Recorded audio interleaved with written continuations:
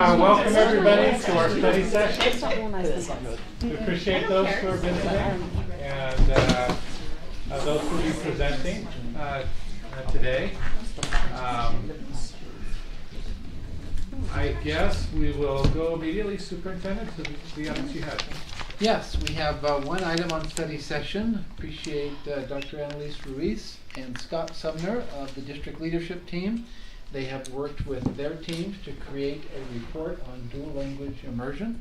We're going to share some data and some recommendations and have a discussion with the board about that program, its status, and maybe some future possibilities. So we'll start with Dr. Ruiz, and she'll introduce her team and take it from there. Okay, so we have here Jamie James and Jody, and Alan is on his way. So this is our DLI, wonderful DLI/world language team here in Alpine School District, and they're here to answer questions at the end. It doesn't mean that all questions have to wait until the end, because I know all of you. So, Such a compliment. so you could ask anytime, any question you have, but just in case you want to wait until the end, we have Jody and Jamie here. Okay, to begin, here are our DLI program pathways by cluster. And as we know, the only cluster that we're missing here is Lehigh. And so I'll give you a minute kind of to look at the clusters, the languages, and the entry points with our elementaries feeding into the junior highs and then to the high schools.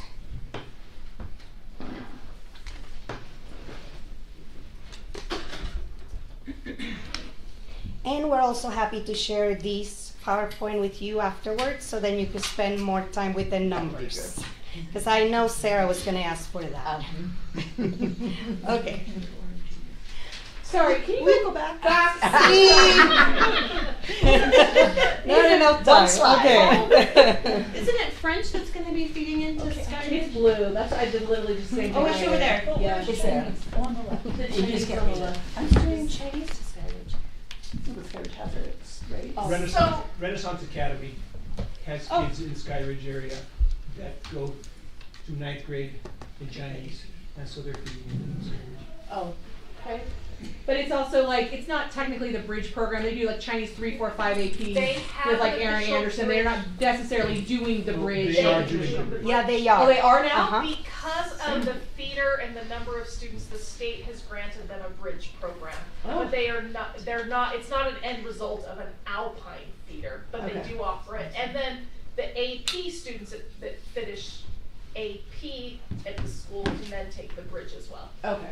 So I have another question. So we're frequently concerned about those bridge programs at the high school level, right? And whether or not they're going to have enough.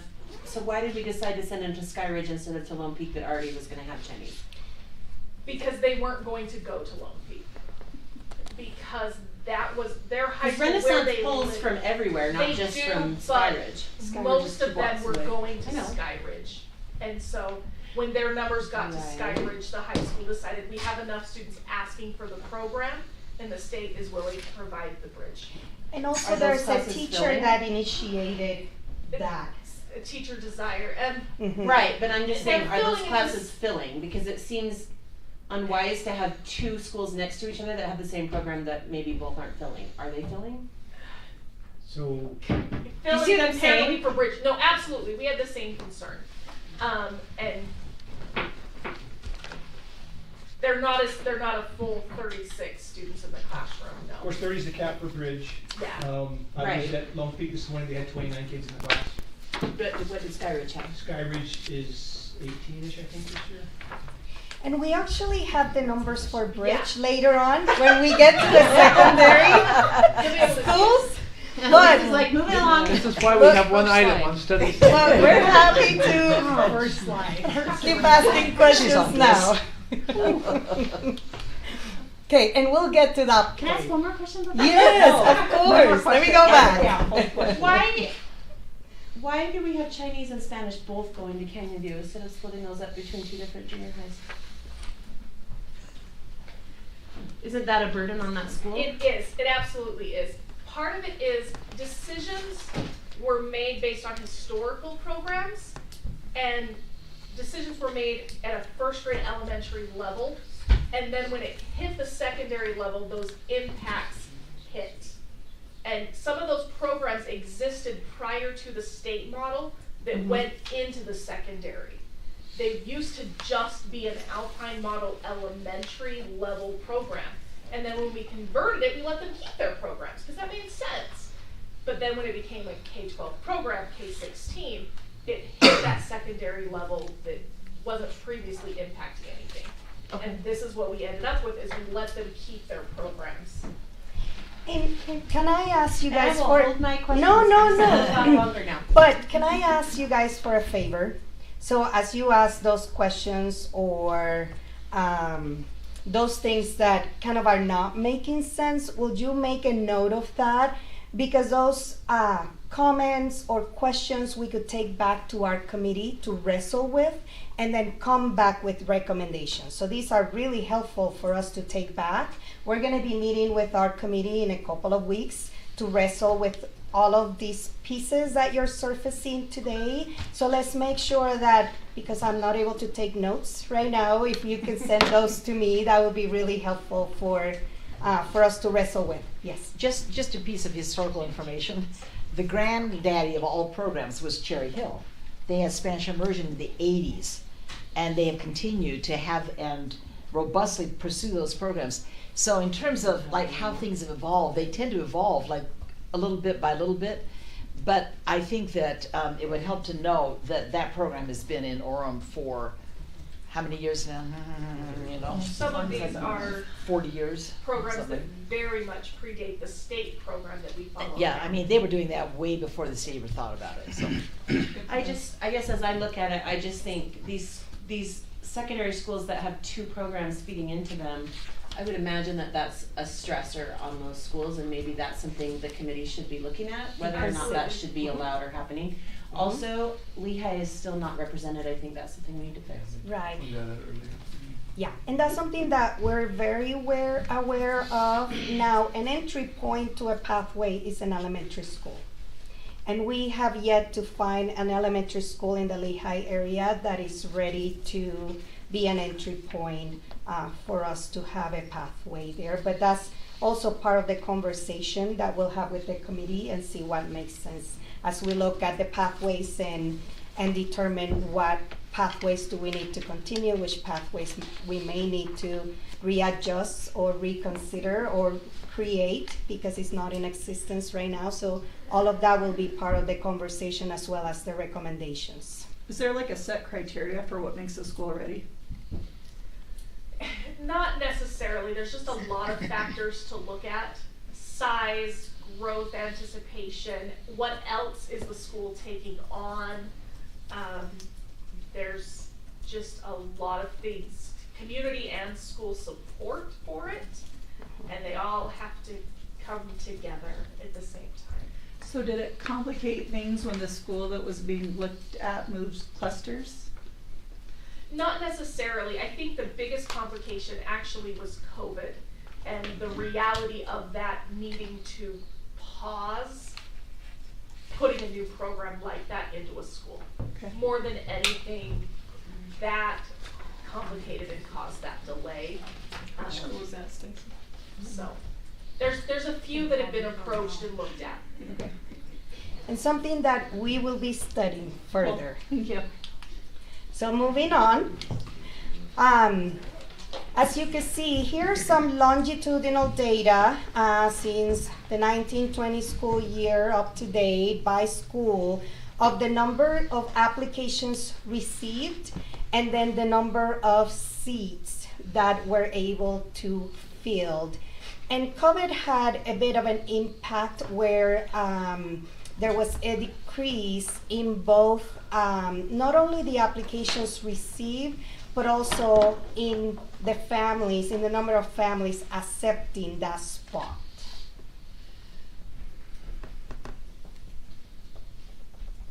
And so you could look at Chinese, French, and then I'll move to the next one, the next slide. So when you say seats filled, does that mean seats that were available? Like, did they max out? That means. We do have some programs that the last year or two, especially in Chinese, did not max out their available seats. When we just can't tell from this data. So like, for example, Riverview and Blackridge, because they're very close together, as a parent, I would submit for both of those for Chinese, right? Yeah. Not necessarily. We do have a lot that only do one school, and that's actually fairly common. But ultimately, like the number when we started school, a couple weeks in, how many students were actually enrolled in those classes is there. But the numbers that we start with for all schools except for Alpine, because it was a traditional, not extended day.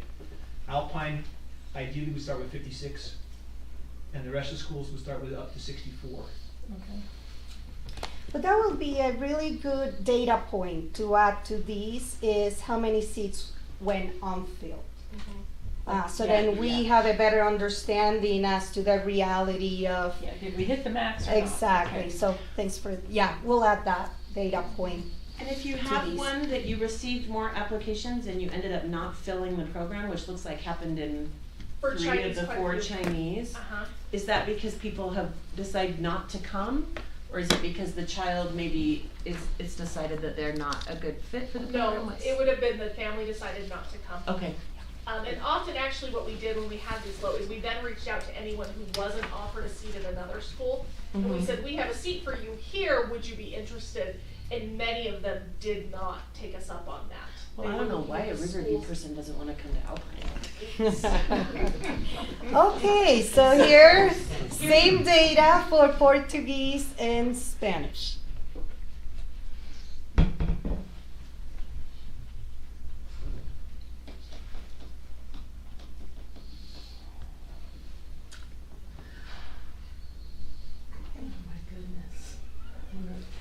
Harvest. Uh-huh.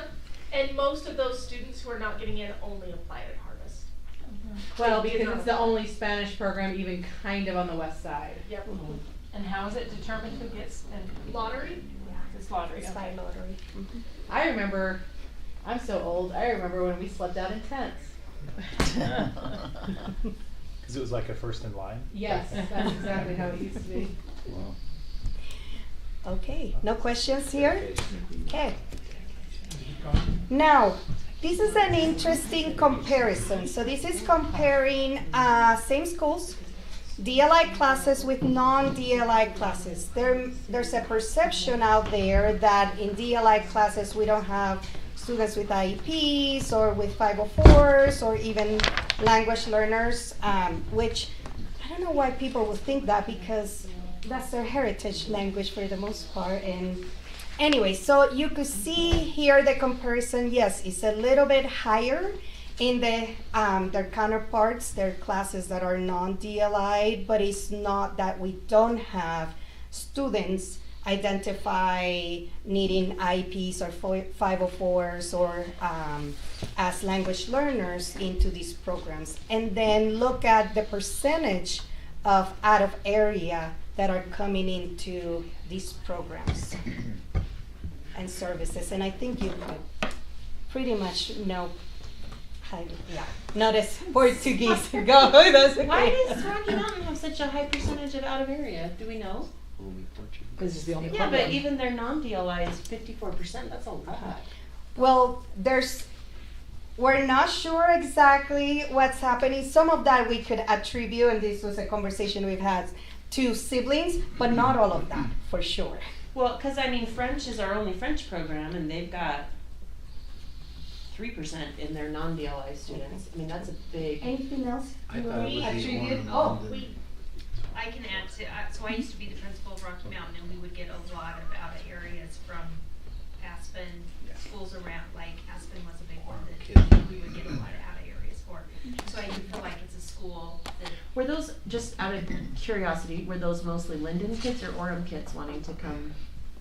Or was it that wasn't a it factor? was mostly Aspen when I was there. I know, but that's Aspen 10 is years in ago. Orem, but it covers a huge chunk of the Linden Oh, I boundaries. don't know that. Okay. I just know the school they came from. But the Linden area, I guess that's what it was. Interesting.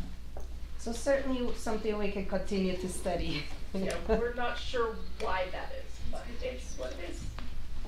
So, I'm sorry, Yeah. but, so there is a significant number more IEPs than normal classes, is that kind of your position? And the English language learners, though, it looks like it's kind of a wash, is that kind of your conclusion? And Well- you did mention that some of the Spanish students, that is their cultural Yeah, language. yeah. And they go into the program because it is their heritage language, so they are opting into the program mainly for that reason. Is that or do we have Portuguese students that way also? But one thing to note with the DLI and the non-DLI, there are IEP and 504 students in both. Both. You know, so there's a little bit of different number, but that was one of the things to look at with the data is they are represented in both spots. It's not like a clean sweep, like there's none that are accessing that program. So there's a bit of discrepancy, but not the way that is perceived sometimes. Okay. The next slide, this is tracking our number of students that started in first grade and then the numbers that we end up by sixth grade in the elementary schools and then junior high and high school. And we can see a bit of a pattern that after third grade and also when transitioning into the junior high, we have a pattern of attrition for about 10 to 12 students or so is kind of our pattern that we see, that we lose students after third grade. And then again, when coming into junior high. Anything else to that? Do you find that the third grade attrition has to do with parents being concerned about like student test scores? Because I know that a lot of times it's that whole like you learn to read until third grade and then after that you're really reading to learn. So is it at that point that maybe parents are a little bit nervous that kids are not getting their core curriculum because they're struggling? I don't feel we get that many parents asking their kids to come out of the program. I think it's people move. Okay. Okay. It's probably more nutrition than it is because I don't think my kid's keeping up. Well, and I feel like there's the secondary, at least for the junior high transition, the complaint I hear from a lot of parents is you lose elective options because when you're taking so many DLI courses, it really limits. Like if a kid wants to do band or other things, it really starts to kind of pigeonhole them into like almost like that DLI becomes kind of their student identity because it limits their elective options. And that is a huge piece of the junior high is they just don't have as many choices for those 7th grade electives. And is that something that we're seeing? Sorry. Is that something that we're also seeing in other districts? Absolutely. So this is not like an ASD issue, No. this is more universal. No, that is a statewide issue that's been talked about, and even different options have been explored on the state level. So definitely not just a district issue there. No, I didn't want you to, leave this slide too quickly, because I know you kind of like. No, I had a couple more questions. I've Okay. noticed, so when you have like 65 starting, that means you can have 2 classes of 32, right? Yes. And so, like when we see some of these programs that end up with only 37, do you still have 2 classes of 15, or how do you do it? I guess it kind of depends. There's a little variation. A lot of our schools, or oftentimes what we'll see is if the 5th and the 6th grade classes are low, they kind of split those and maybe have a teacher do the 5th grade and then the 6th grade, and so those 2 become together, or there's different models that they've tried. It just kind of depends on what the other numbers for the school looks like, but oftentimes they make adjustments. And that's, This chart would be the quantitative justification for the FTE supplement. Yes. correct. That's exactly what I was, yeah. This is the part where looking at opportunities, where it's creating a bit of a challenge when it comes to an FTE. So it has an impact on FTEs when we go from 65 to like 37 or 38. So we then ask the state for a supplement to help with that? I wish. When they get low in 5th and 6th are both in 30, okay, there's things we can do. The problem is when they're both sitting at 50 or 40 and you that is too big for one but too small for the other model. And Yeah. So that is one of the areas we're wrestling with currently, yes. When you're seeing an enrollment increase from 6th grade to the DLI 3, where are those kids coming that's the with the charter school in that area, they are helping that. If they leave the charter school early, they'll pull over into Timberline for those that Okay. want to follow the Timberline Lone Peak track. And then there's those who don't want to go to that track and they stay at the charter school. It's one of the few places where you'll see that. Because it looks like Mountain View has the same. Mountain View, there's multiple Spanish programs in Orem. Oh, okay. And so we do see some that can come from others. And also when you have heritage speakers, they can join the program at different entry points. And be successful. Yeah. We definitely look and see what is their level there. But that's the Cherry Hill track, but at Lake Ridge technically there's a few schools that could join Lake Ridge. Okay. Okay, ready for the other clusters? And this is where you could see at Sky Ridge kind of that there's nothing in that junior high because our students are coming from that charter school.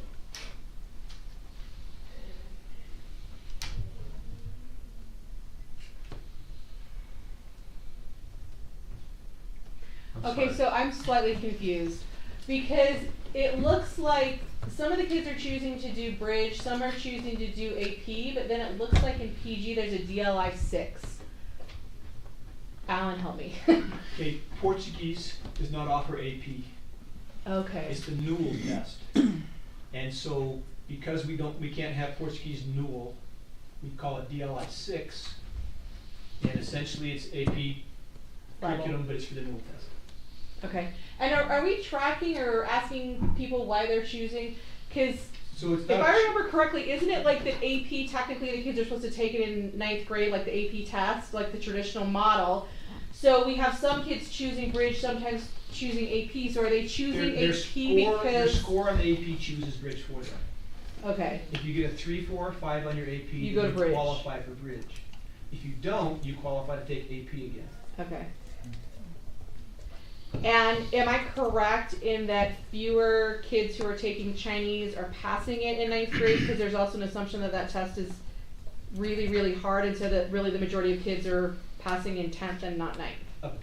About 50% will pass the Chinese AP test in 9th grade. Okay.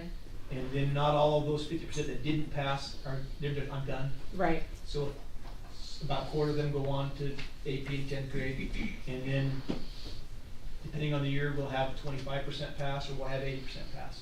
And how does that compare to other languages like Spanish? Spanish has generally upper 80s will pass in Okay. 9th grade. When you look at how much seat time it takes to get those higher proficiency levels, to get to like an intermediate mid, Spanish is about 400 hours of input and seat time. Chinese for the same proficiency level is around 2,000 hours. Oh my gosh. Any other questions? Amber? Sorry. Tell me about the difference between the bridge class and the AP class. Like, are those two separate classes? Are Yes. they? So bridge is a 3,000 level UVU course. Okay. And so that's why you have to pass the AP with a 3 or better to get into it. You have to have a certain level of language to get Right. into it. And it's co-taught with a high school teacher and a UVU professor. Okay. And AP is AP.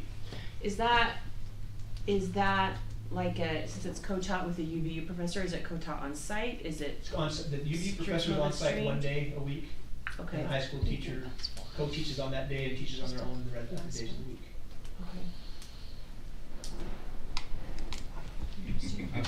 Okay, great questions. So if you only have 8 students at Timanogus in the AP, is that just a really Really tiny class. small class? Or I'm sorry, I think I Oh. lost my number.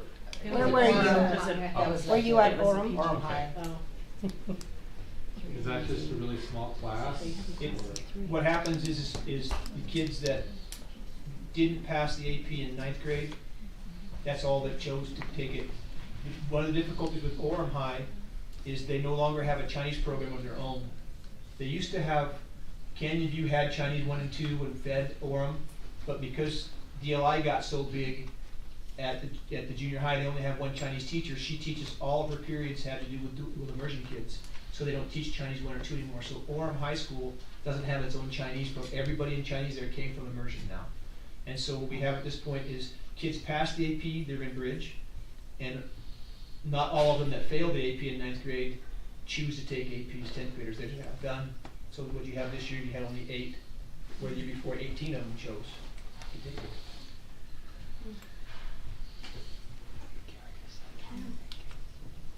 Here's Timpanogos, Westlake.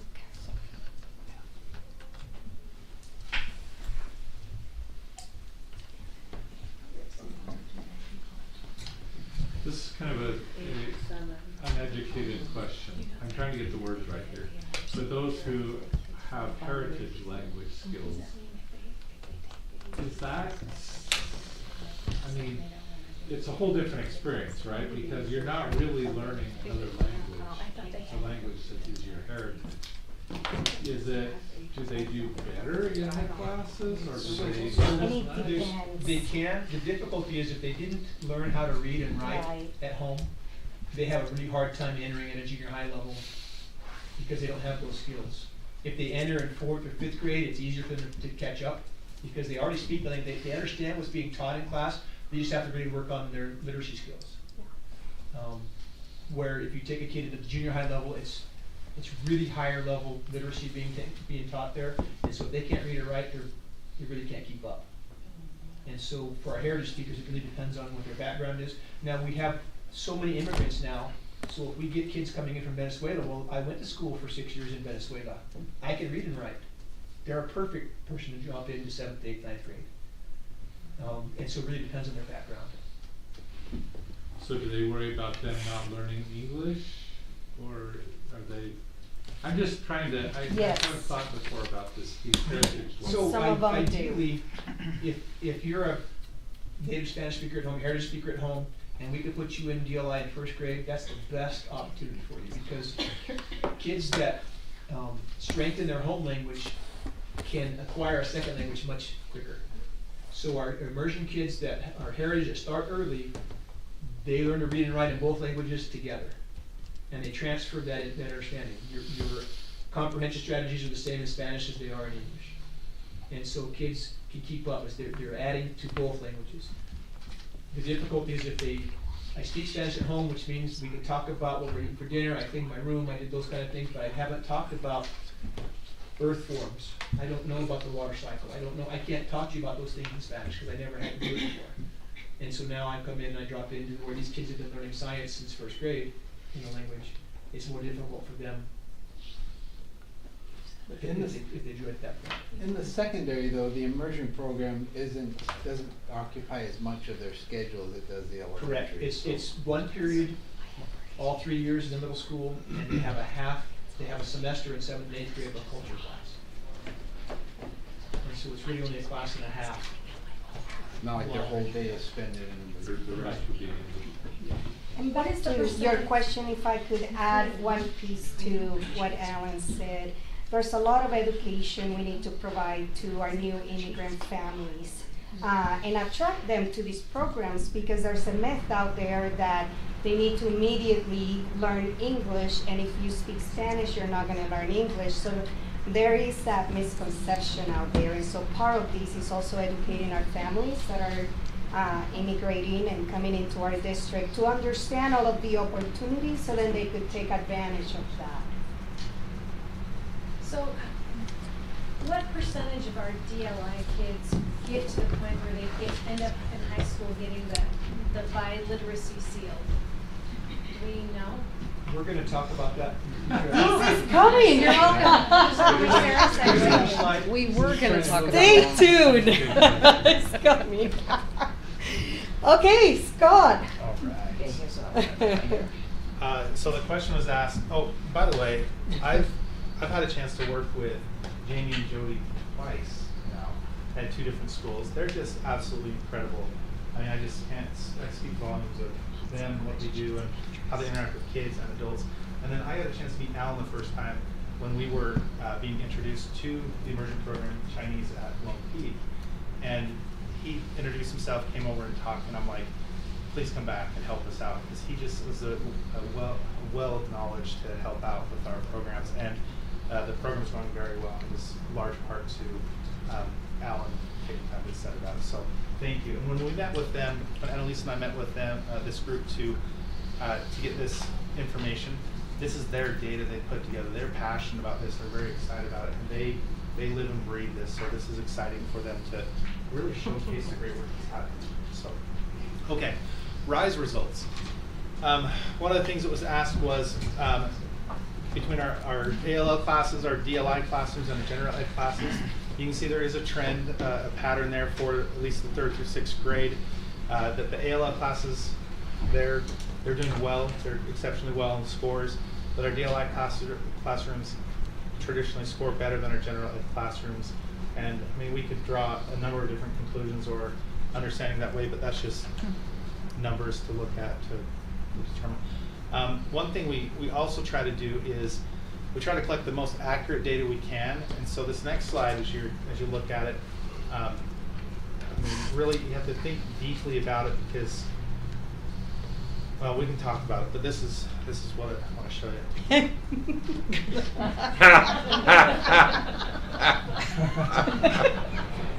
Any questions? Maybe that's biased, but. That's kind of Rob's happy. Astros are lovely. Good luck to the Astros. They got a train, I mean, come on. I like Only a Scott. Yankees fan. I'm just sour because of the. This is just another way to look at the classes. It's a little more broken down into what sections and courses. When you get this slide show, you'll be able to report through a little bit more.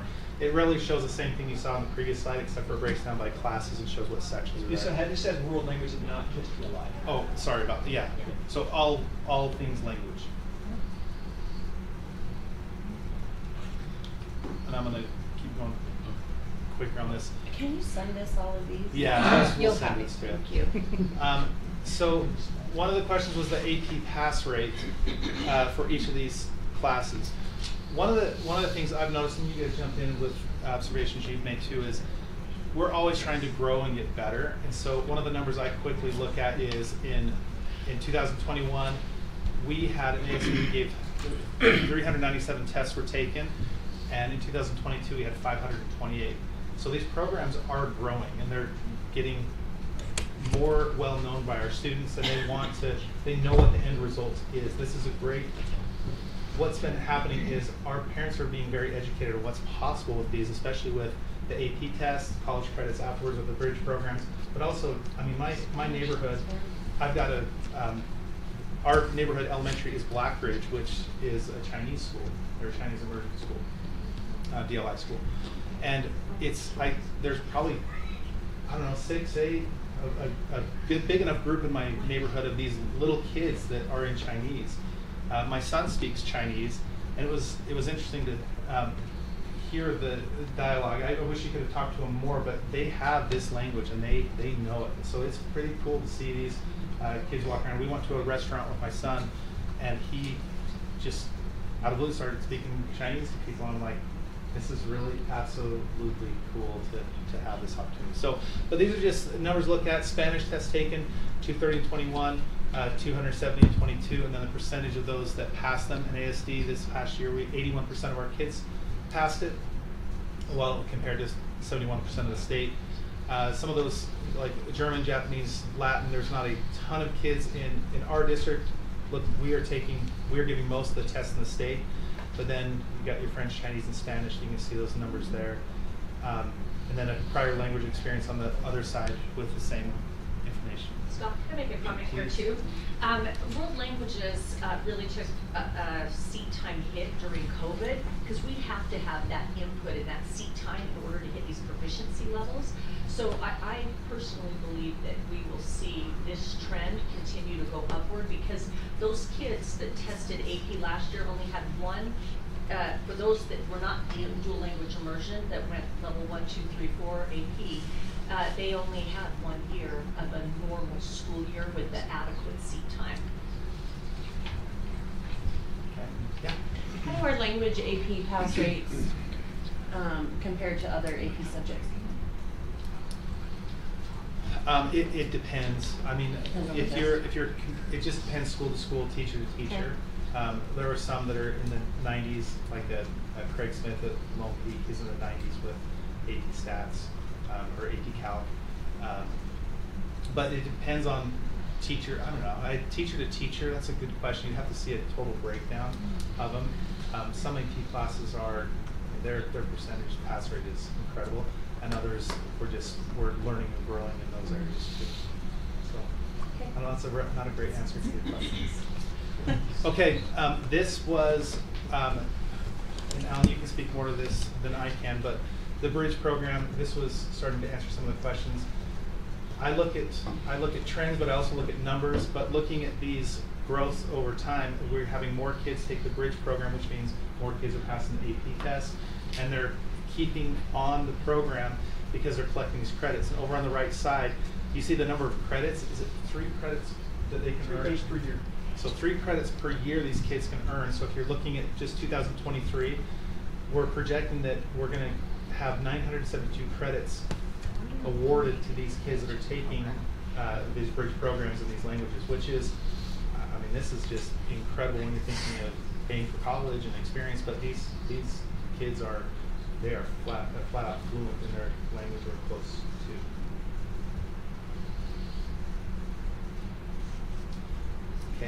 next slide.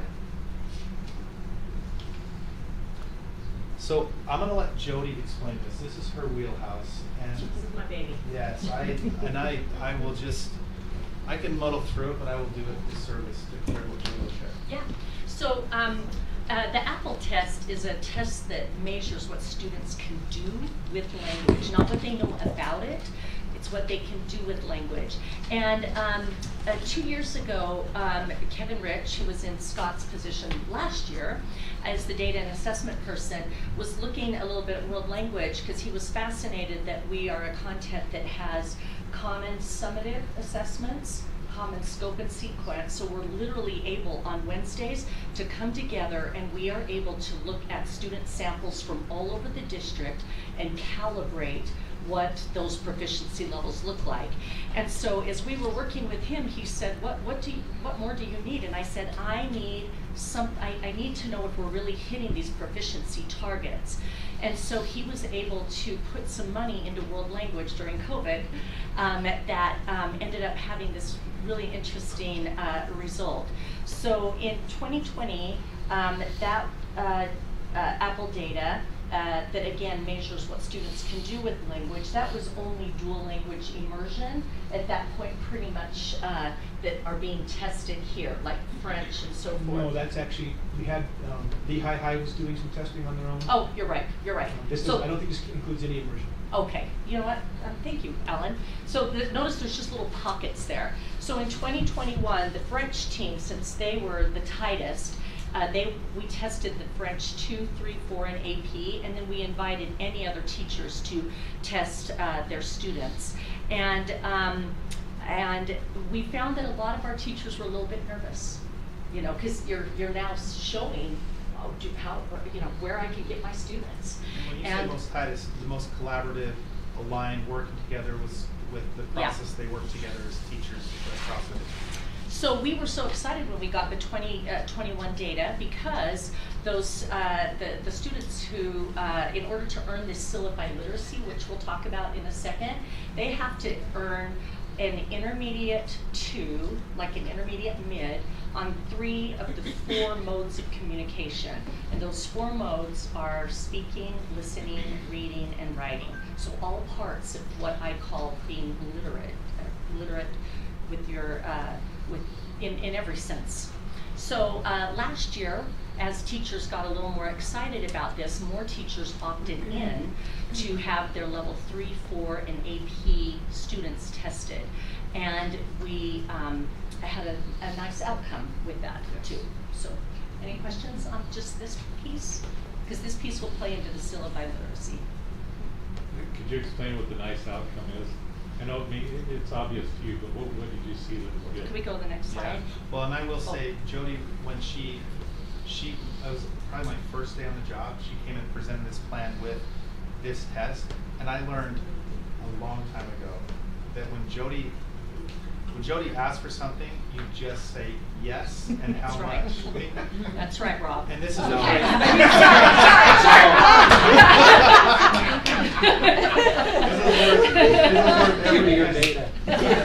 I'll sit with you tomorrow. So, when we started looking at our data on syllabi literacy, again, these students on the Apple test, there's 2 ways, they have to do 2 things to earn the seal. They have to show proficiency in a world language and in English. The way, let's start with English. To show that you are proficient in English, there's a whole series of qualifications, but the 2 that are the big ones in Alpine, an 18 or higher on the English portion of your ACT test. Second is the WIDA, and it's a 5. You have to have a 5 on WIDA. And then in a world language, you have to earn this intermediate mid, an I2, an intermediate 2 on 3 of the 4 modes of communication. It's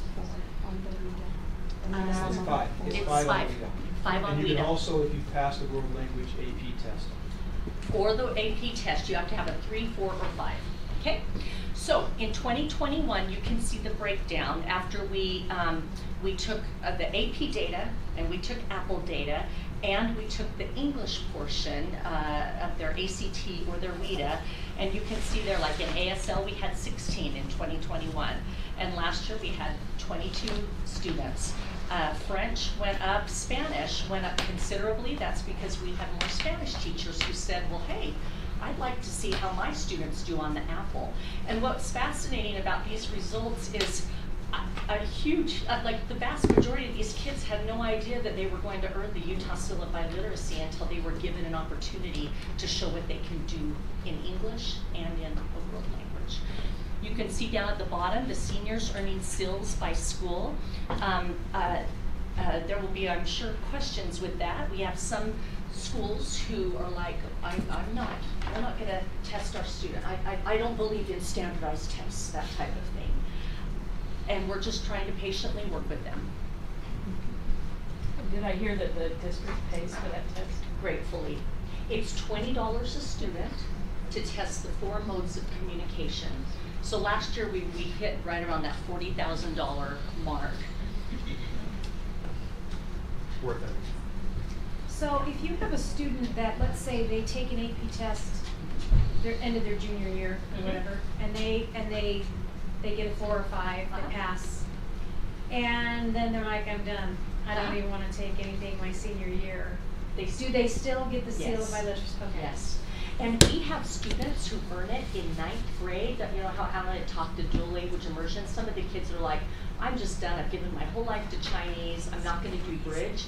Those 9th graders will still be awarded in 12th grade the Utah Seal of Biliteracy. Okay. And is our funding at all in any way connected with that? Does the state like to see the seal of biliteracy? Are they looking to see the success rate based? Do you know what I'm saying? They'll give more money based on how we're doing with that, or No, they it don't give doesn't. money for that. It doesn't matter. Okay. No.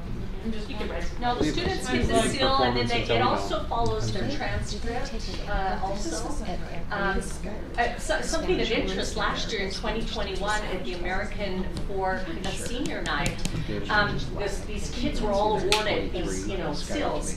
And the next day, the French teacher, you know Rachel, she had a call from a parent and said, my child wasn't in any of the world languages, but I noticed all this. I own a business. We do business in France. I am looking for kids that could, maybe work for me and go to college. We'll start them off at 18 an hour. Would you go ahead? And those are the types of conversations now that are connecting our schools to our community. Is the assumption here on all those sealed by language, that the second of the languages always English? English has to be one of the 2 languages. Yes, the base. And one exciting thing that I was talking with Dr. Ruiz about is that because we're showing in world language, whether it's dual language or level 1, 2, 3, 4 in AP, when we're showing what kids can do with language, our focus really is on all 4 modes. We're finding that for a heritage speaker, as was mentioned, if they can only read or write like at this level, in their native tongue, how are they ever in English, their second language, going to get clear up here? But we now have this place in any of our language classes where they can come in, and as we raise what they're able to do in their heritage language, we're writing argumentative papers in Spanish. That translates right over into English. So we think that it pairs beautifully with all literacy pieces.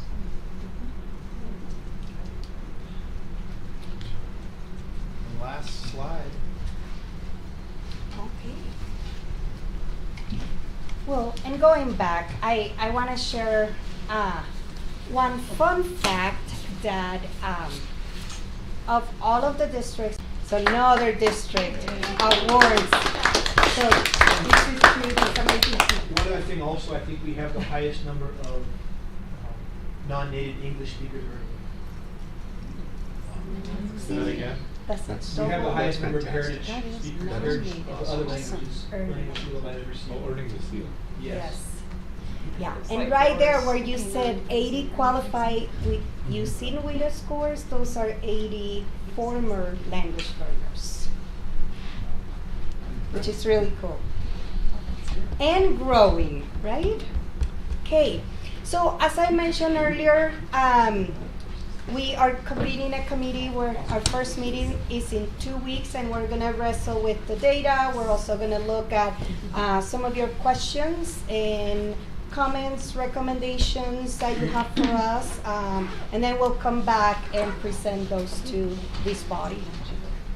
I had a Any question other too. questions? Yeah, when you are doing, because I loved how you said that, you know, it's the listening, speaking, reading, and writing part of it.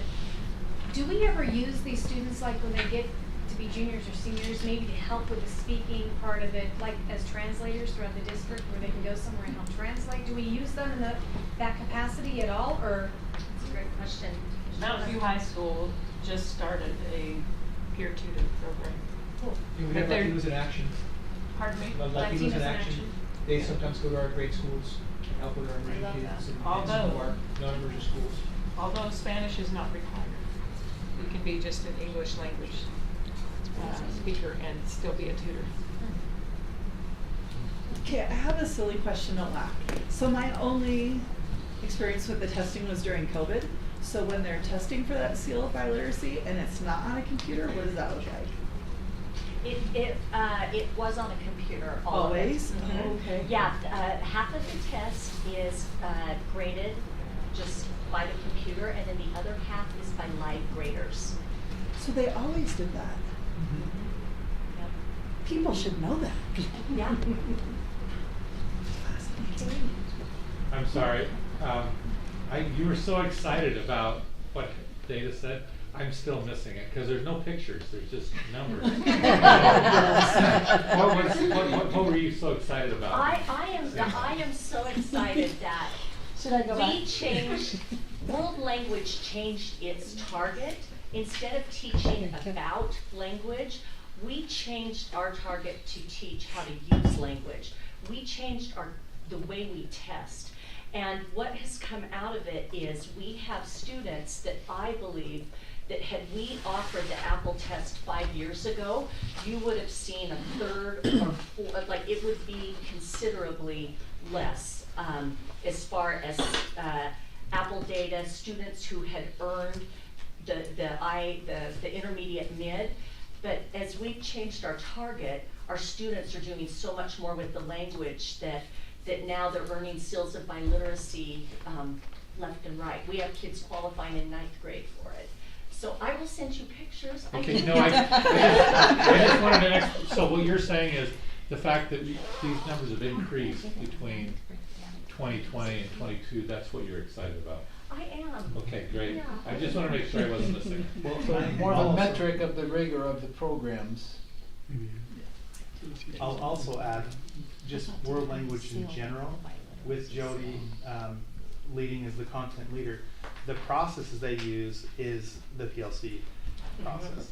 They have a scope and sequence, they work together. This is creating an assessment piece that they can draw conclusions from, intervene with, talk with, and show improvement to talk through. So when we talk about the PLC results cycle, the world language group is doing excellent in that area. And that's one of the reasons of many. But when we're looking at purchasing and buying the Apple test, it provides an assessment piece for them to measure the work they're doing, and these are the results we're getting. And amongst other data we're pulling from to be able to help our teachers intervene with students to help build capacity. Any So other I assume questions? your meeting in 2 weeks is addressing the problem areas about. Yeah, we're looking at the data. We're gonna have principals that have been principals of DLI schools to share with us what has been their experiences and things for us to consider. And then in the next couple of weeks, as you receive this PowerPoint and you immerse yourself in dual language, make sure you send us anything you notice that we need to consider, or things that you have thought about that we're not thinking about, for us to then talk through and discuss. Can I ask one more question? Yes. Okay, so when we, in teaching and learning at some point prior to this day, when we talked about this and we talked about funding for the Apple, Did we just determine that's still happening? Well, you were one of my favorite parts of that meeting. I'll take that, thank you. You turned to Joel, and you said, because you said, what do we need to happen? Like, Yeah. what are the barriers, or Right. how can we support you? And I said, I would love to have continued funding to do this for our students. And you turned to Joel and said, well, Scott Sumner had enough money to fund this? Joel sounds said like yes, something I would and say. you said, thank you, go on. And so we're very. So we're good right now? Personally, Make we're it okay. happen. I was willing to put on a cake sale and do a cake walk, all of it, to do it. Well, it really is given an equitable piece, and that's important to me. Okay. Okay, so if someone came to you and said, these programs are really expensive, how would you justify them? In other words, what is the significant advantage of knowing another language versus not? Well, the way I will answer that, and you could add. Because I've had that asked, so. To me, it's worth every penny. We're really developing citizens that are global contributors, right? They're going to be contributing to a global market. It's no longer our state, it's no longer our town, it's no longer our county, but really we're sending these amazing students that are developed to learn different languages to reach a global market and contribute broader. And this is no offense to anyone, but one time I heard, and maybe this is the state director, I can't remember his name, Carl. He will always say that monolingualism is the literacy of the 21st century. And so again, that's what he said. But when we learn two languages, Monolingual. Yeah, I heard that, but 21st century, Is no. the illiteracy. Oh, illiteracy, I thought. of it the was- 21st century. I thought you said literacy. No, illiteracy Okay. of the 21st century. Okay. I mean, his words, not mine, but I Okay. could see his point in that when we develop two languages, we're really accessing more of our world. We're accessing more than just a language. So that being the case, it has also been suggested to all of us, I think, at some point or another, why aren't our DLI schools 100% DLI kids? In other words, it's so expensive to have a DLI program. You have to have extra teachers, you have to support those programs. Why don't they just make the whole school a DLI school? So that you don't have that problem with moving between classes and kids moving out and all that. Has that been considered? Like if you're in Cascade Elementary, everybody takes Chinese, not just a group. I think those Or are something whatever. we're considering in our. So We're have looking we at talked about that? Yeah, we're looking at different models. There are models out there that are magnet. There are models out there that are considered two-way. Most of our models are one-way. And so there's a lot of different pieces that we're looking and how they function and see if that's what makes more sense for our district and to serve our students. Can I just say thank you, because I think the opportunities these kids get, so with my firstborn, he does his own thing and I just high five it. But the opportunities that came to him because he had that on his resume. And so he said there were, once he got to college and they were doing internships there, in every interview they brought, so you got the seal by literacy, tell me about that. He planned that from the beginning. I didn't know that was his plan. It was lovely, it was. But it gave him something to work for. I think that's the only reason he stuck in for that many years. But it's just very cool to watch these opportunities come to kids that they wouldn't otherwise have without that. And again, as we look at different generations, we all have had different opportunities or access to different things. We're now in a world where kids have access to learn multiple languages, not just two, but we have kids that are speaking 6 languages, and why not, right? It's just amazing. Yes, Ada. Do you have any place in the world that models this better than us? I mean, do we have someone to look to? So, there are different models of immersion throughout the world. In Sweden, they teach 4 different languages to same kids, and they won't even start with Swedish until they're in 4th grade. They'll teach them a second and third language before they get to their primary language. France has a lot of English-French programs. We have different models in different states. Oregon has a bunch. They just do it a little bit different than we do. One of the reasons why our state chose the model we have right now, opposed to like we had in Alpine district before, like we talked about Cherry Hill had this 40 years ago, was a one-teacher model. So I used to teach that model. I would have just one group of kids, my 34 kids, all day long, and I would teach a percentage of the day in Spanish, a percentage of the day in English, depending on what grade they were in. The dual model has 2 teachers, 2 classes, and they spend half their day in English and half their day in their other language. That opens up to twice as many kids. And when we talk about number of teachers, in theory, you would have to have that teacher at that school anyway because you have this many first graders. So we just made your Spanish, French, Chinese teacher, whatever, and you have an English partner with the other half of your kids. And so in theory, it doesn't cost you more people, but when we get inverted in our numbers, that's where the cost comes in personnel. Okay, I just wondered if you had somebody you were looking at, or. And Ada, one thing of interest is, in 2019, right before COVID, I attended the National World Language Association convention, and Utah was awarded several awards in the United States for their work specifically in dual language immersion. I didn't know we were hot stuff. But apparently, I just actually had a call from a former colleague who lives in Indiana, and they are actually looking at the Utah model for their dual language immersion, and she was reaching out saying, did you have any people who didn't get hired that would be willing to come to Indiana? So we are in Utah actually being watched for our language. We probably have more immersion programs in Utah than any other state. Okay. That's surprising. So So we are others are trying to looking at at us. Utah for the models. But certainly we'll continue researching and see what works best, and please send us your thoughts and Can I ask you one more question? yes. One of the criticisms of our AP classes in general is that the representation of lower income students is anyway less in AP classes than the general population. Is that the same way for our language AP classes, or have we thought about that?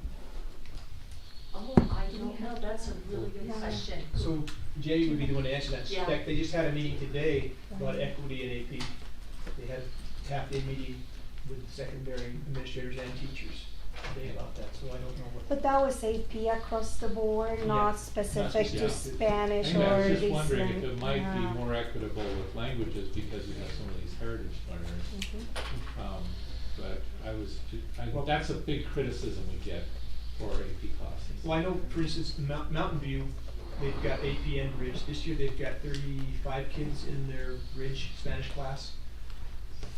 30 of them are heritage speakers, which means they had to have passed the APD before they got there. And Mark, sometimes it's historically, maybe a teacher has been like, well, I'm gonna weed out kids that are not going to pass so that my grades look nice. Yeah. So those are some things that we're working on with teachers. Like, for example, Lone Peak this year, and Scott, this will be of interest to you. 3 years ago, they had 13 kids in AP. This year, they have 36. There's been a change in teacher. Yeah, I know that one of the things people point to on this as being discriminatory for low-income kids is that, like our ALL classes are, it's tricky to make them equitable. So I'm curious to know whether that would And we be could similar. pull that data. Yeah, I would love to Anyway, see thank that. you. Thank you for bringing that up. Yeah, for sure. Sorry, how is this even advertised?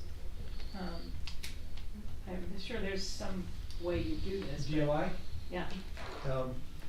Every year I send an email to every kindergarten parent in the district So it's a kindergarten, okay. to let them know about the applications. We have it on our website. This year we're gonna make yard signs for our schools.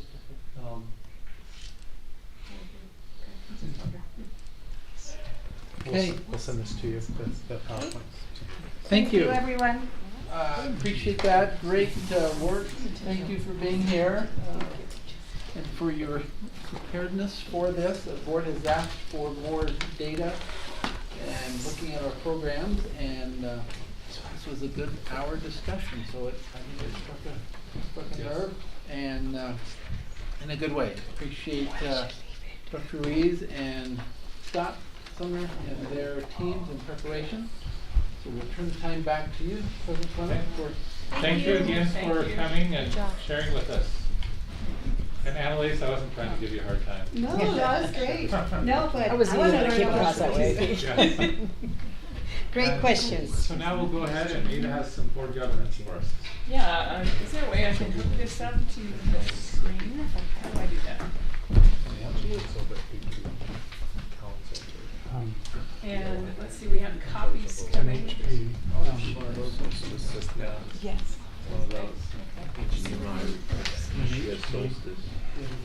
Anybody want a hard Yes, now we're copy talking. of Get this? somebody in here. She has to go to the IP address.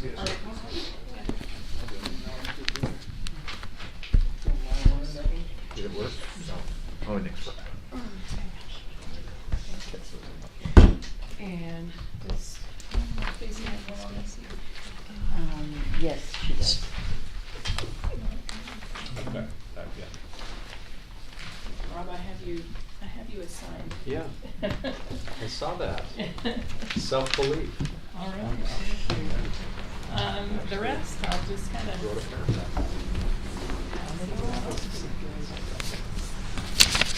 So all of us have a ton of these education books on our bookshelves, right? So I just pulled one of mine out that I wanted to explore. It's called Better Than Okay.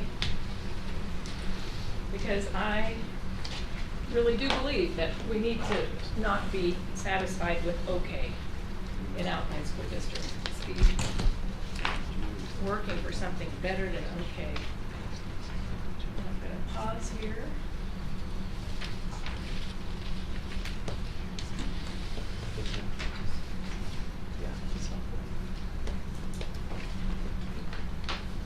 I'll connect to the screen.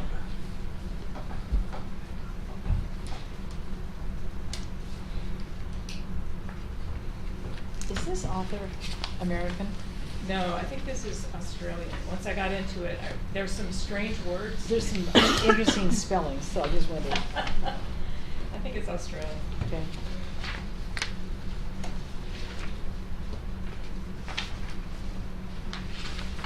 the Astros fans as well. Anyway, I gave each of you a short assignment, but this article is about student motivation and engagement, and I thought it would just give us a window into what our administrators are looking at, you know, as we come out of COVID and we're hitting these kind of these barriers of student achievement and what we do about them, and our focus on what matters most. Moments that matter, I guess, is what we're talking about, and how many of our administrators have really been creative in creating connections and with their students, and I just thought this would be a good window into what our administrators are looking at.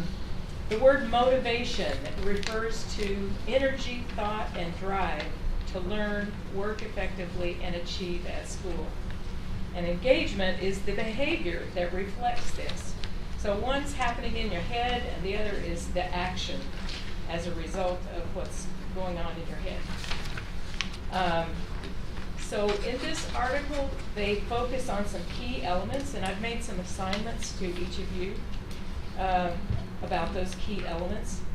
And these are either boosters of motivation and engagement, or things that inhibit or impede or reduce engagement and motivation. I'm sorry? Associate session too. PowerPoint, is it just different ways? And just do the slide. Hey, we're almost there. Sounds kind of negative. All right. There we go. Thank you, Nick.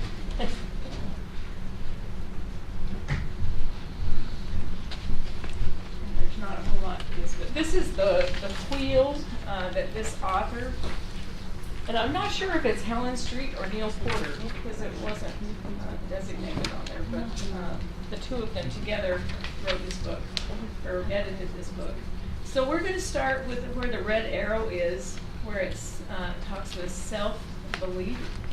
And I've made some assignments here. And Rob, would you start us off? You bet. Kind of summarizing what you read and some thoughts about that? So this was my thought, trying to take what the author wrote and make it my own. When we talk about self-belief, I see it as the situational or temporary view of one's intrinsic worth.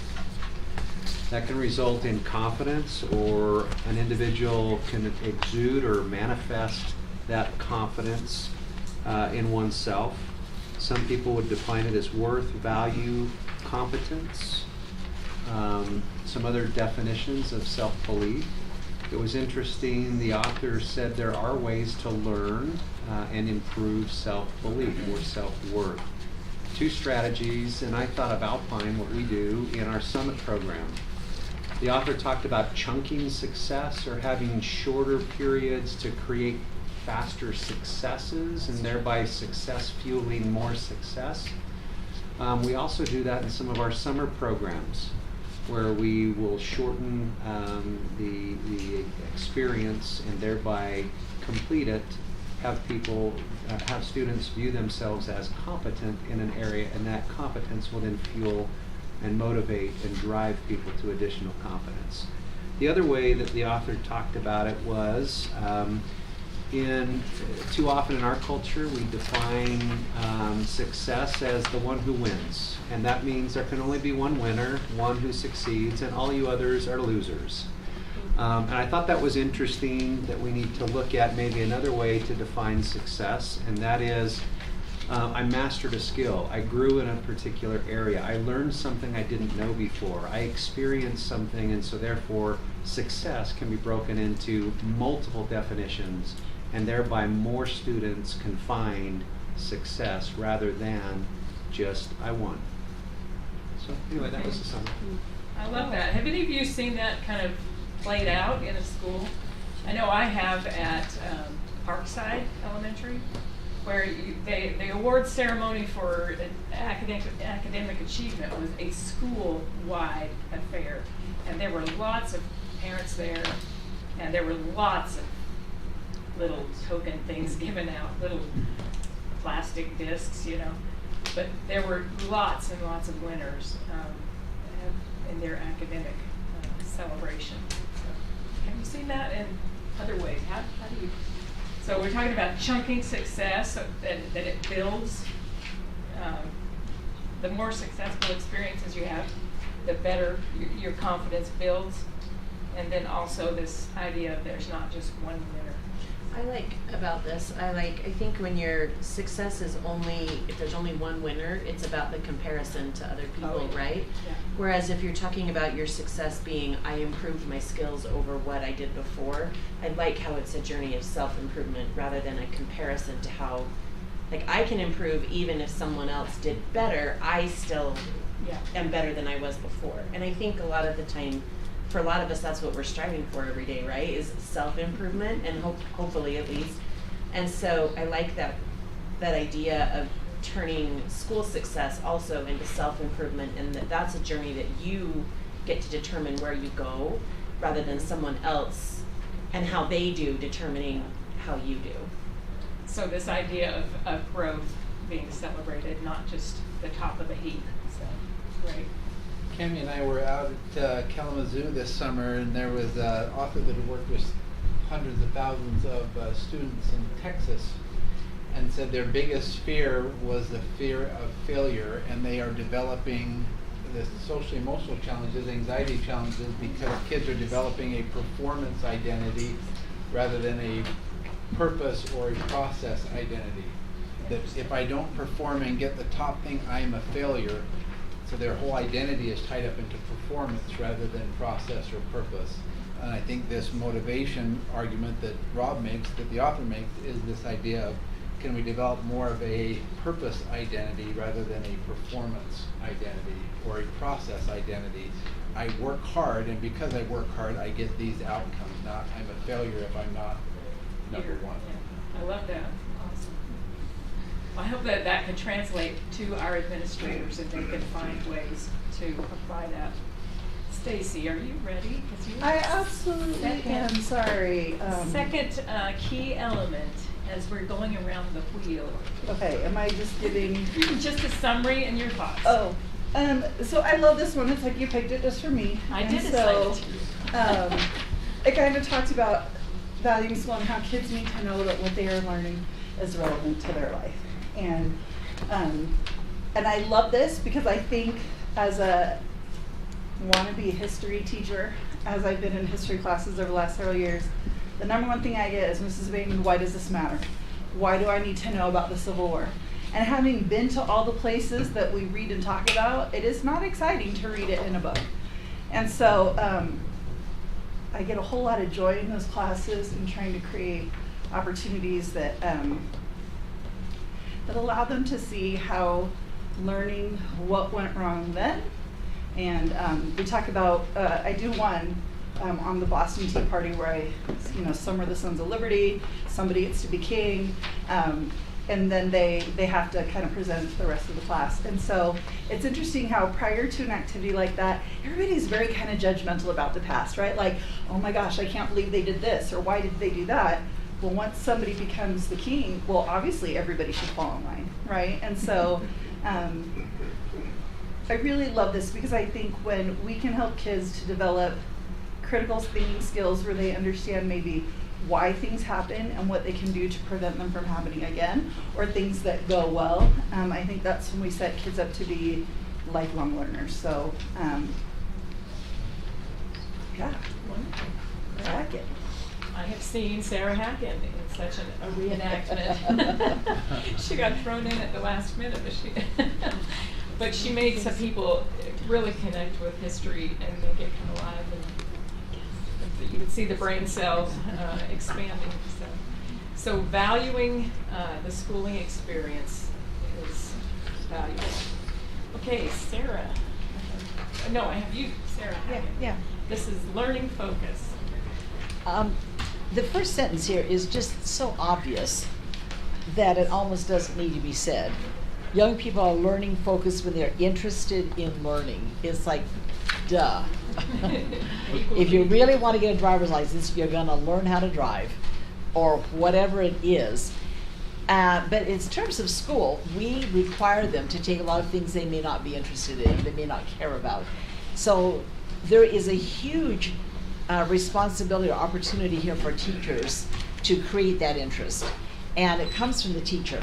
If the teacher is excited and engaged and understands how to motivate kids and loves it, and can describe it, then the kids are going to pick that up and they're going to want to learn. And if they want to learn, then all the processes fall in place. All the things that you have to do to learn, they're going to learn how, they're going to acquire those skills, and they're going to do that. So one of the things that really disturbs me about some educational systems is the idea of grading on a curve. That some kids have to fail. And I think that's ridiculous. Absolutely. Runs counter to what we say about education.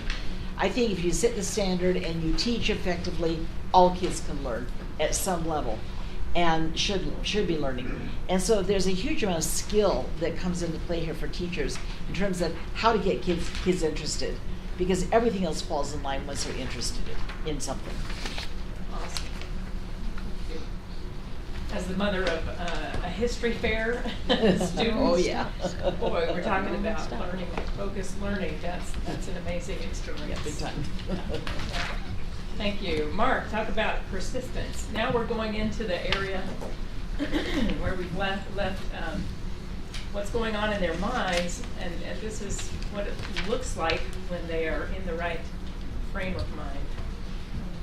So unfortunately, I got stuck on the figure as we're out going past. And so I was trying to figure out what's the opposite of persistence. Is it self-sabotage? Is it uncertain control? I think probably, persistence is the key to success. So it may be the opposite of self-sabotage, but I thought it was interesting that the thing that they pointed out as a way to create more persistence was to remind students of when they were persistent and had success. And I think that's, often we're spending most of our time reminding them of when they had failures. And don't do that again, I think. But I think that's the important thing to remind them of when they were persistent in order to create more of that. Can I make a comment on that? Yeah. I think it's really important to make it safe for kids to fail. And I used to say this all the time the first week of school. It's okay to guess. I don't expect you to know everything. What do you think? What's your idea? They're going to be more persistent if they know it's okay not to be perfect, and okay not to know everything, and okay to make a guess or to try and fail. It has to be okay, because if not, they're not going to. Venture. Yeah, it's too scary. It's too hard. I mean, it's less. Thank you. And Shane, planning and task management. Yes, I will. So the argument here is that students will do better when they understand they're more motivated when they understand their tasks. So it talks about parents helping students determine the scope and the sequence of the tasks that they have, much like we ask our teachers. What is the scope? What are you going to cover? And then what is the sequence that you're going to cover? So parents, teachers, others can help students increase their motivation by helping them break down assignments or tasks into what does this task entail and what is my plan to accomplish this task. Students that understand the nature of the task and have a plan for accomplishing that task. Does motivation increase that, or does doing that increase motivation? And I think it's, both. It's interesting. I've heard that, particularly with students with ADHD, having that vision of what the final product is going to look like is key. They have to have that. Same thing we deal with teachers. Begin with the end in mind. Backwards by design. All those strategies that have the outcome in mind, and then you're more motivated to engage in it. Awesome. The section I was assigned to is now we're going into things that are barriers to motivation and engagement. And one of the big ones is anxiety. And they broke it down into two aspects of anxiety. The first is just plain nervousness, that feeling of being uneasy or sometimes even sick, facing a task or a situation. And the second is just worrying, like before the fact, and letting fear interfere with their performance because they're so worried about something. So they talk about strategies to overcome that, relaxation strategies, meditation, yoga, and many of our schools have these wellness rooms now, and I just toured the one at Trailside yesterday, and they're collecting good data, and they are serving students. One came in as I was leaving, but this is a wonderful thing, a resource for them to have. Another way to overcome this is just better preparation. Talking about what this is going to look like when you take the ACT test. Talking what this is going to look like when, any kind of assessment. Walking them through it ahead of time. Another thing is helping them stay grounded in the here and now, and not in the worried moment about the future. Because the only moment they can actually deal with is the present moment. So just helping kids to realize these mindfulness strategies. I think these are adult strategies as well. I think so often we talk about a team, let's live in the what is and not spend so much time in the what if. Because we just become paralyzed if we stop doing what we need to be doing in the what is, as we spend too much time worrying about the what if. I think too, for some kids, there needs to be a recognition that for some students and some teachers, there comes a point where they are gonna need outside help to deal with I didn't mention that, the but that's anxiety here. that they're Yeah. feeling. Some people just need better preparation, some people need help. And so I think,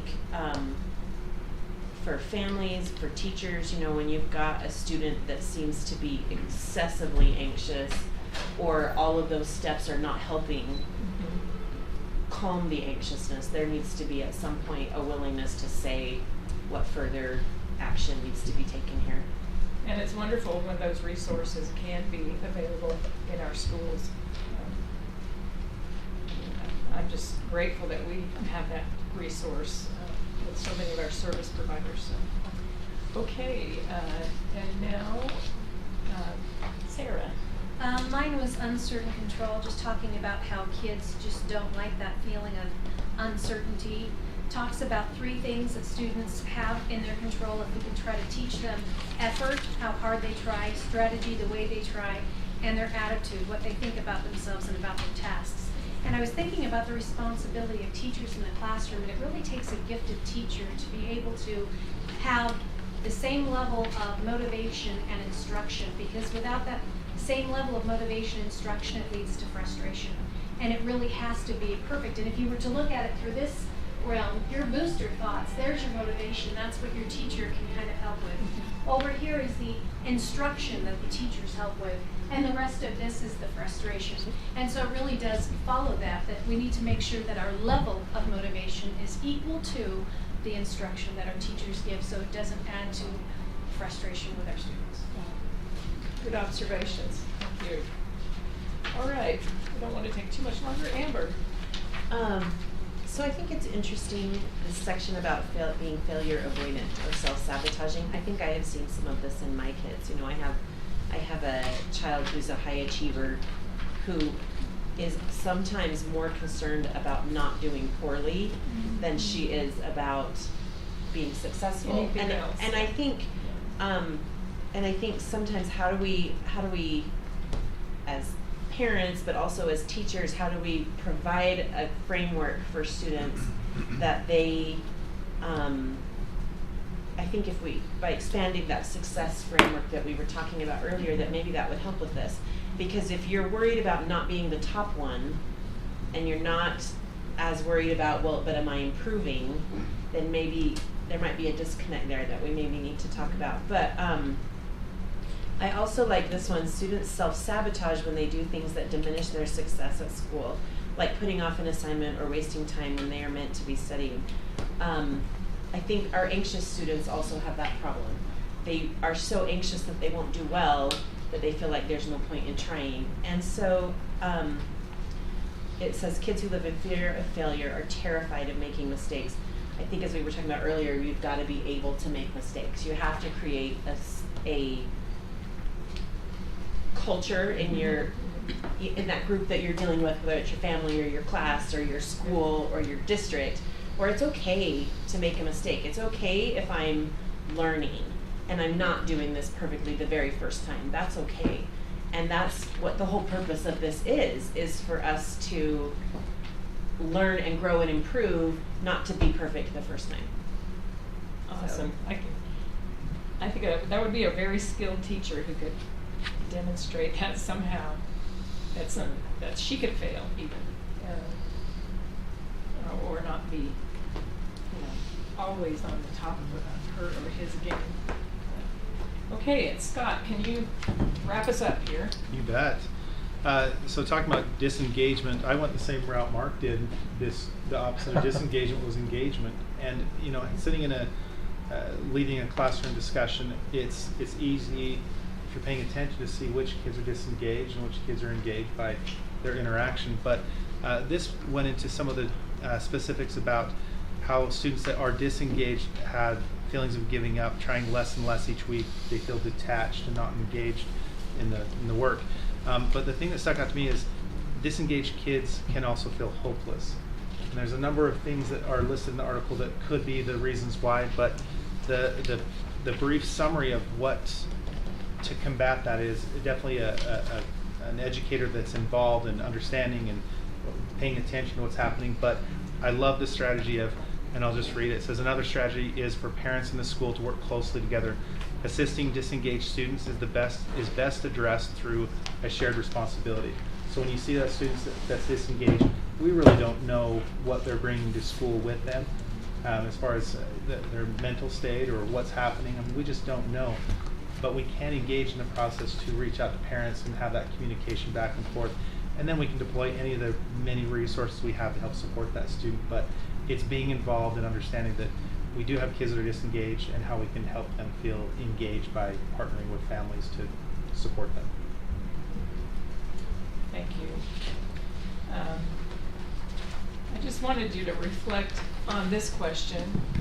How could a board member support administration in building motivation and engagement?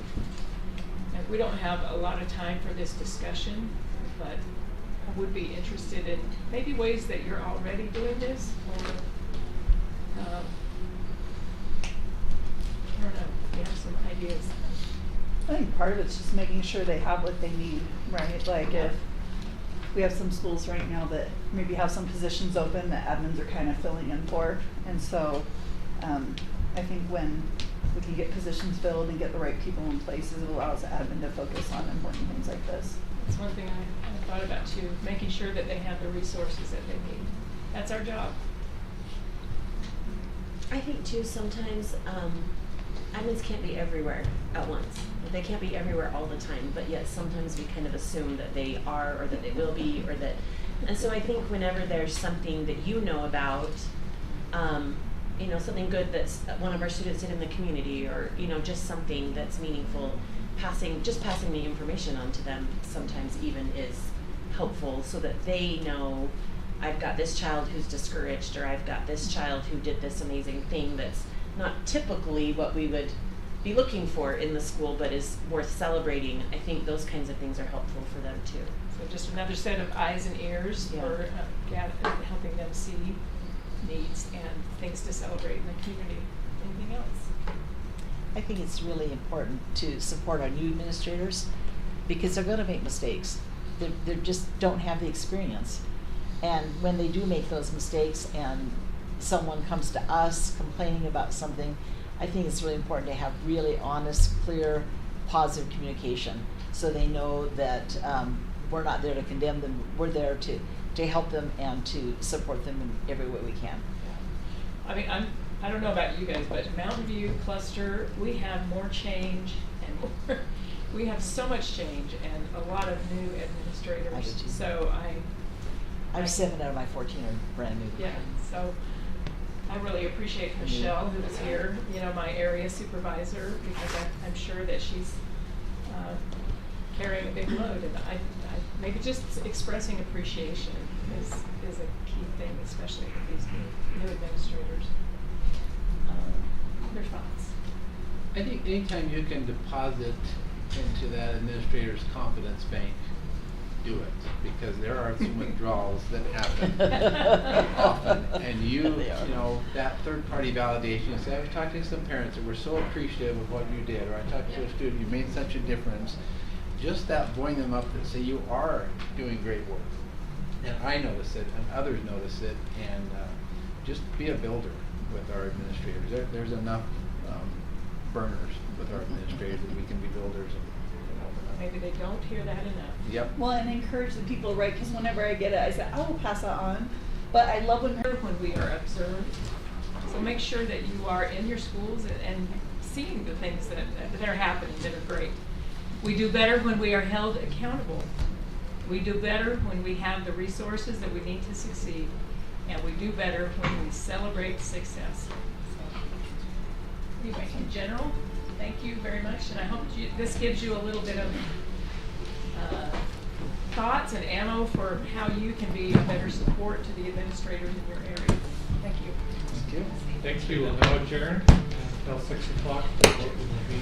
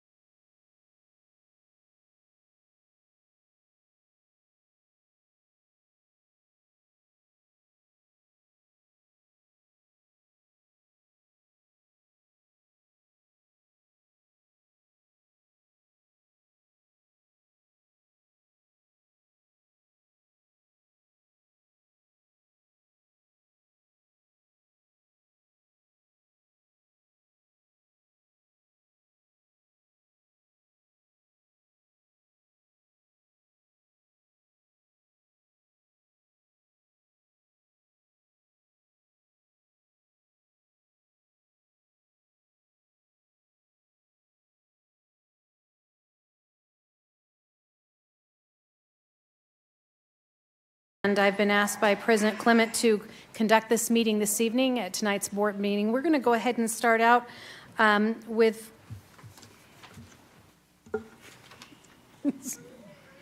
David. Shoot.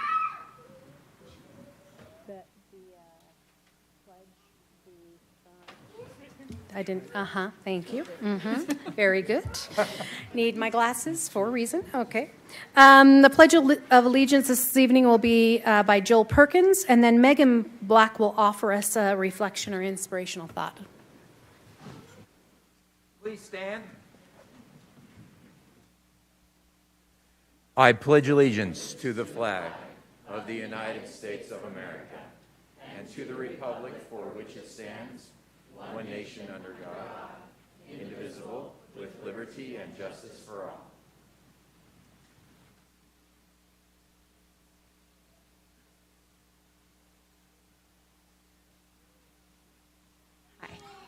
Hi. So my husband and I currently have children in elementary, junior high, and high school, all here in Alpine School District. He and I both graduated from here. And Mr. Johnson asked me to give a little thought.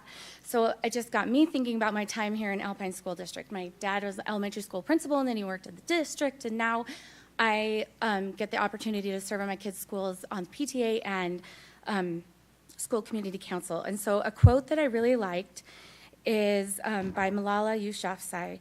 Let us remember, one book, one pen, one child, and one teacher can change the world. And I think that exemplifies my experience in Alpine School District. My son, who's a junior in high school, his second grade teacher still keeps in touch with us. She loves him. She supports him, buys all his fundraiser cards, comes to his football games, remembers us every year. And that's just something that's not unique to her. It's been unique to several teachers, even ones that I've had. And so I just wanted to share that to me is something that makes Alpine School District a great place to be. So thank you. Thank you so much, Megan and Dr. Perkins, for that. This evening, we are excited for the opportunity to hear from two people that are going to help us with the You Make a Difference Award. And I want to welcome up Carmen Zapata and also the CEO of Mountain Point, Mr. Loosley. Come on up.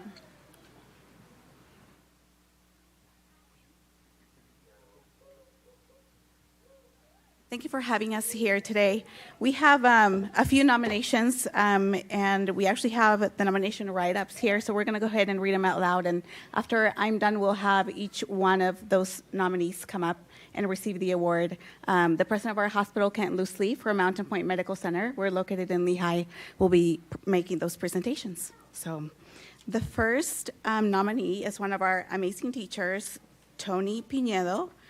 He represents everything that is good about our profession. Tony is compassionate, kind, forgiving, and will do anything to help students find success. You might have heard the phrase, jack of all trades, but master of none. Yet Tony breaks the mold because he is a master at whatever he decides to take on. His level of integrity is unmatched, and his ability to genuinely care about each student is a hallmark trait that represents what we envision Caveman Strong to be. Congratulations.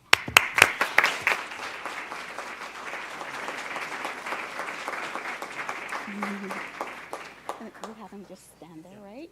Okay, you'll stay standing there, thank you.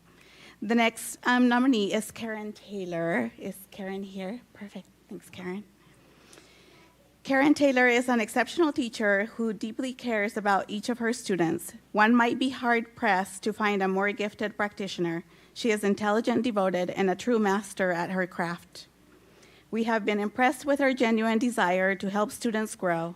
Karen holds high expectations for her students, but makes those high expectations accessible by her individual attention and drive to help them succeed. Congratulations, Karen.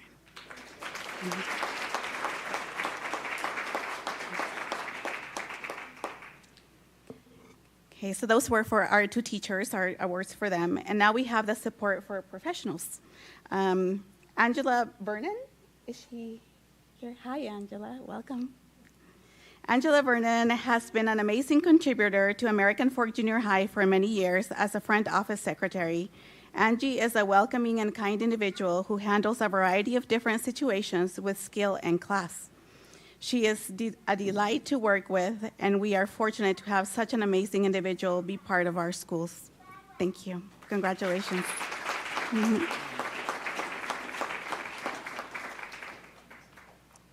And then we have a Carla Titmus. I see. Perfect. Hi, Carla. Carla has prepared and served countless meals to students as our nutritional service manager. Carla leads a great crew, and she is always willing to help in any way she can. Carla is happy and positive, and we will be so sad to watch her retire. You're retiring. I was doing so well, and now I'm like crushed. Okay. She'll be retiring at the end of this school year. Congratulations. My mom was a lunch lady at one time, so yeah.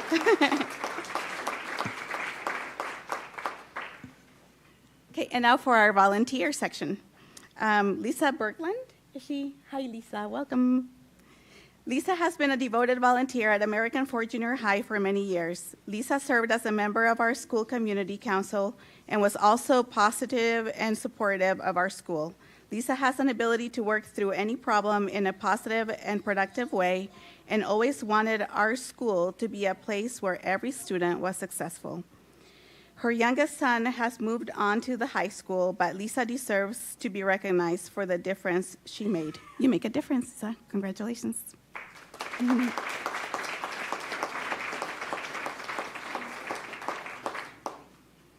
Last but not least, we have Christy Jensen. Is Christy? No? Okay. This is what was said about Christy. She has been a great volunteer at our school. She is on the PTA board, helps with lunchtime activities, signed up to be a substitute teacher when we needed her, and is willing to help whenever there is a need. Christy is kind and thoughtful, and we appreciate all she does to help our schools. So we'll save her award for later. Congratulations, you guys. Can we take a picture?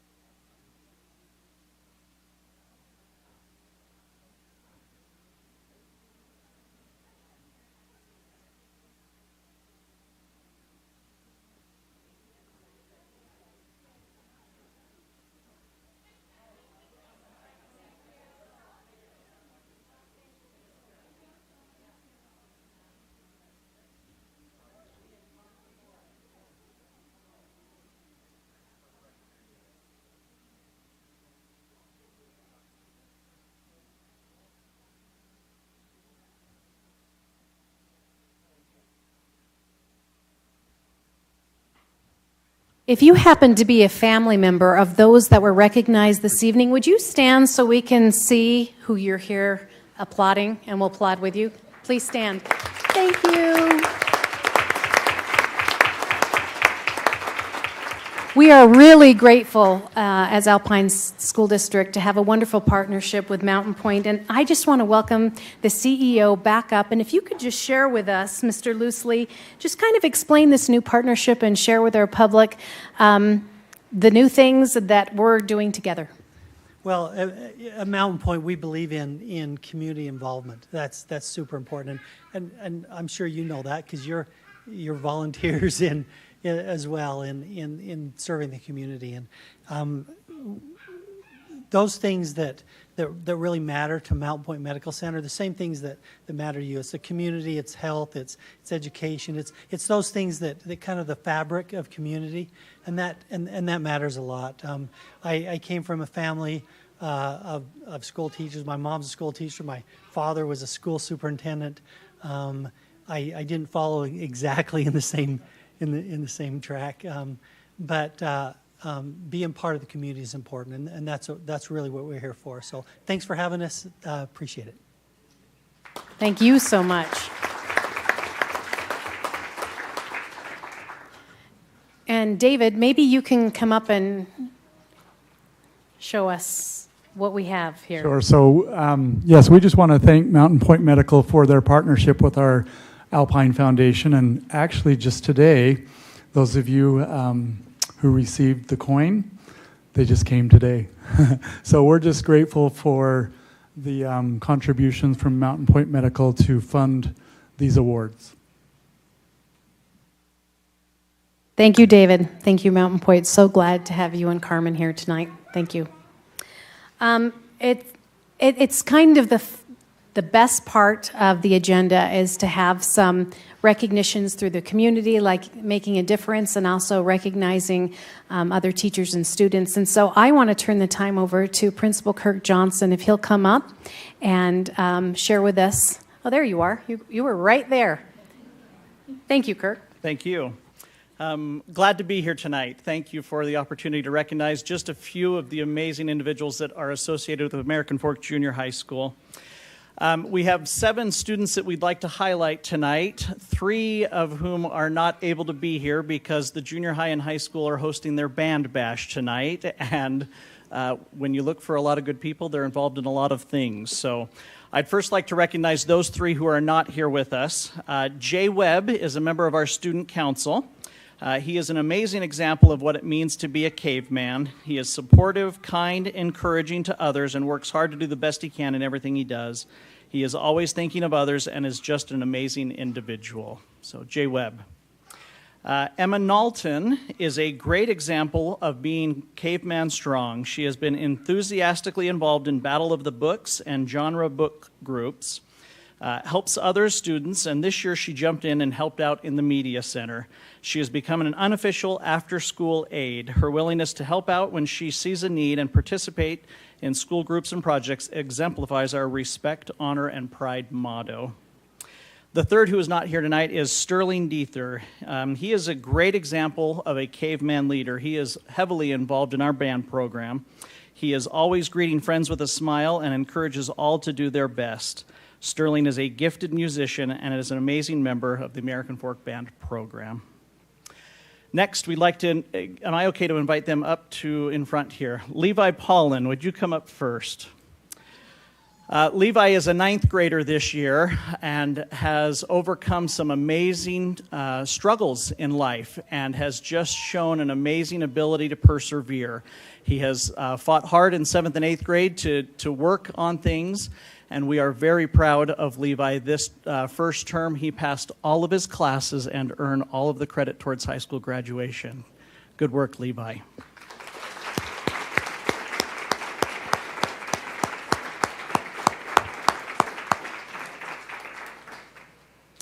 Next, can we have Prince come up?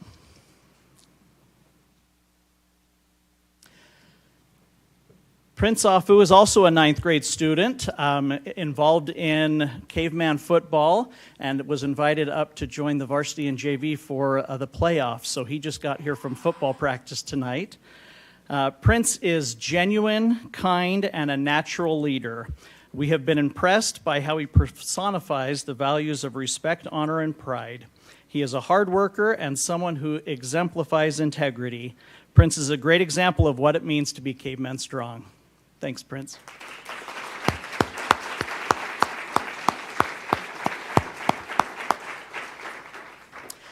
Next, Eileen Duran.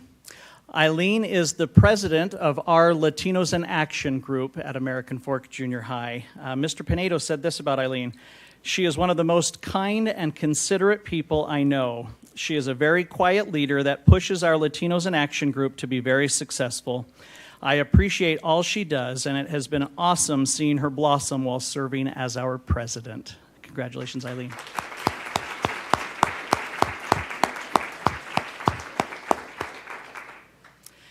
And finally, we'd like to invite Nash Murray up.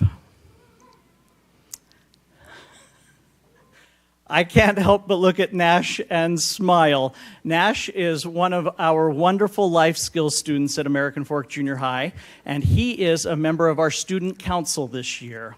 Nash is a kind student that always has a smile on his face and a great attitude. He works hard in his classes and does his best to learn and improve, and is a member of the student council, as I mentioned. Nash loves pizza for lunch and is the best bottle flipper you will ever meet. Literally, he can go for minutes at a time, over and over and over. It is amazing to watch.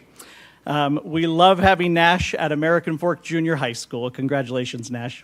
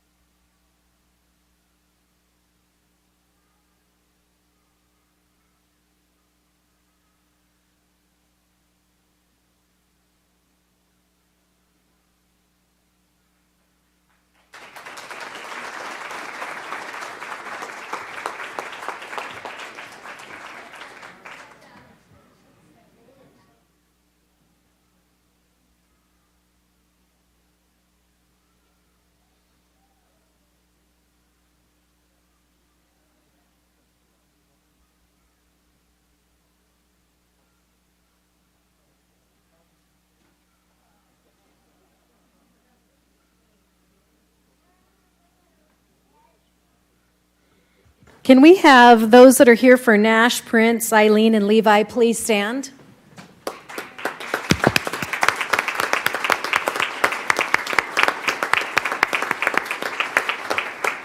Thank you so much.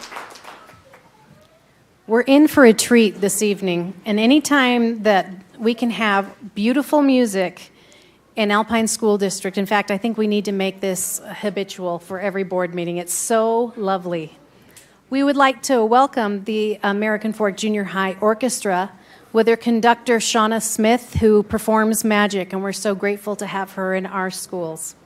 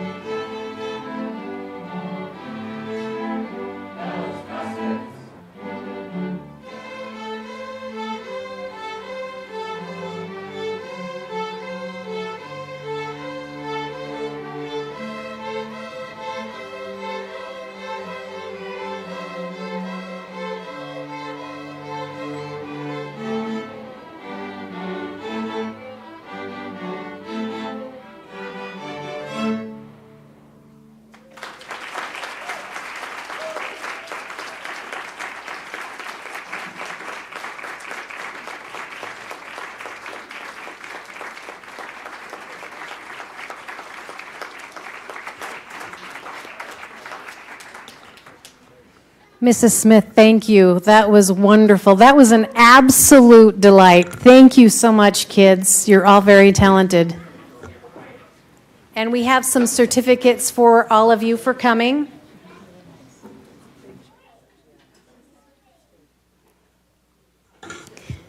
Thank you again.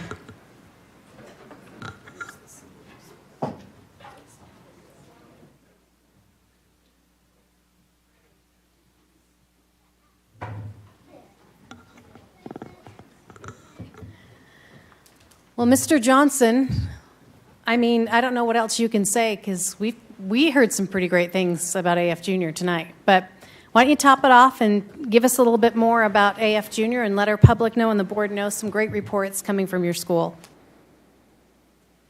Thank you.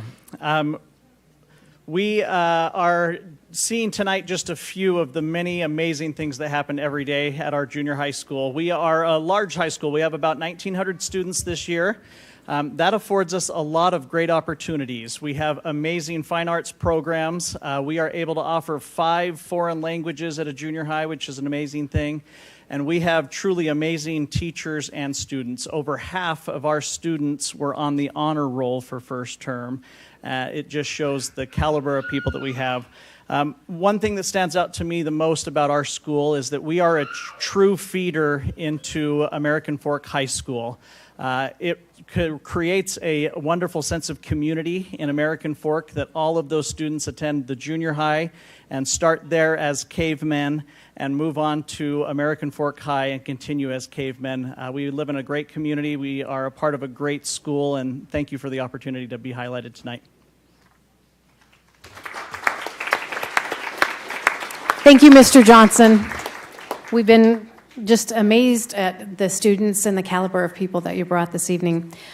For those of you that have come to support someone that you love and you don't want to stay for the remainder of the meeting, we understand you can slip out now. Or if you want to stay, you are more than welcome to stay. We'd love to have you.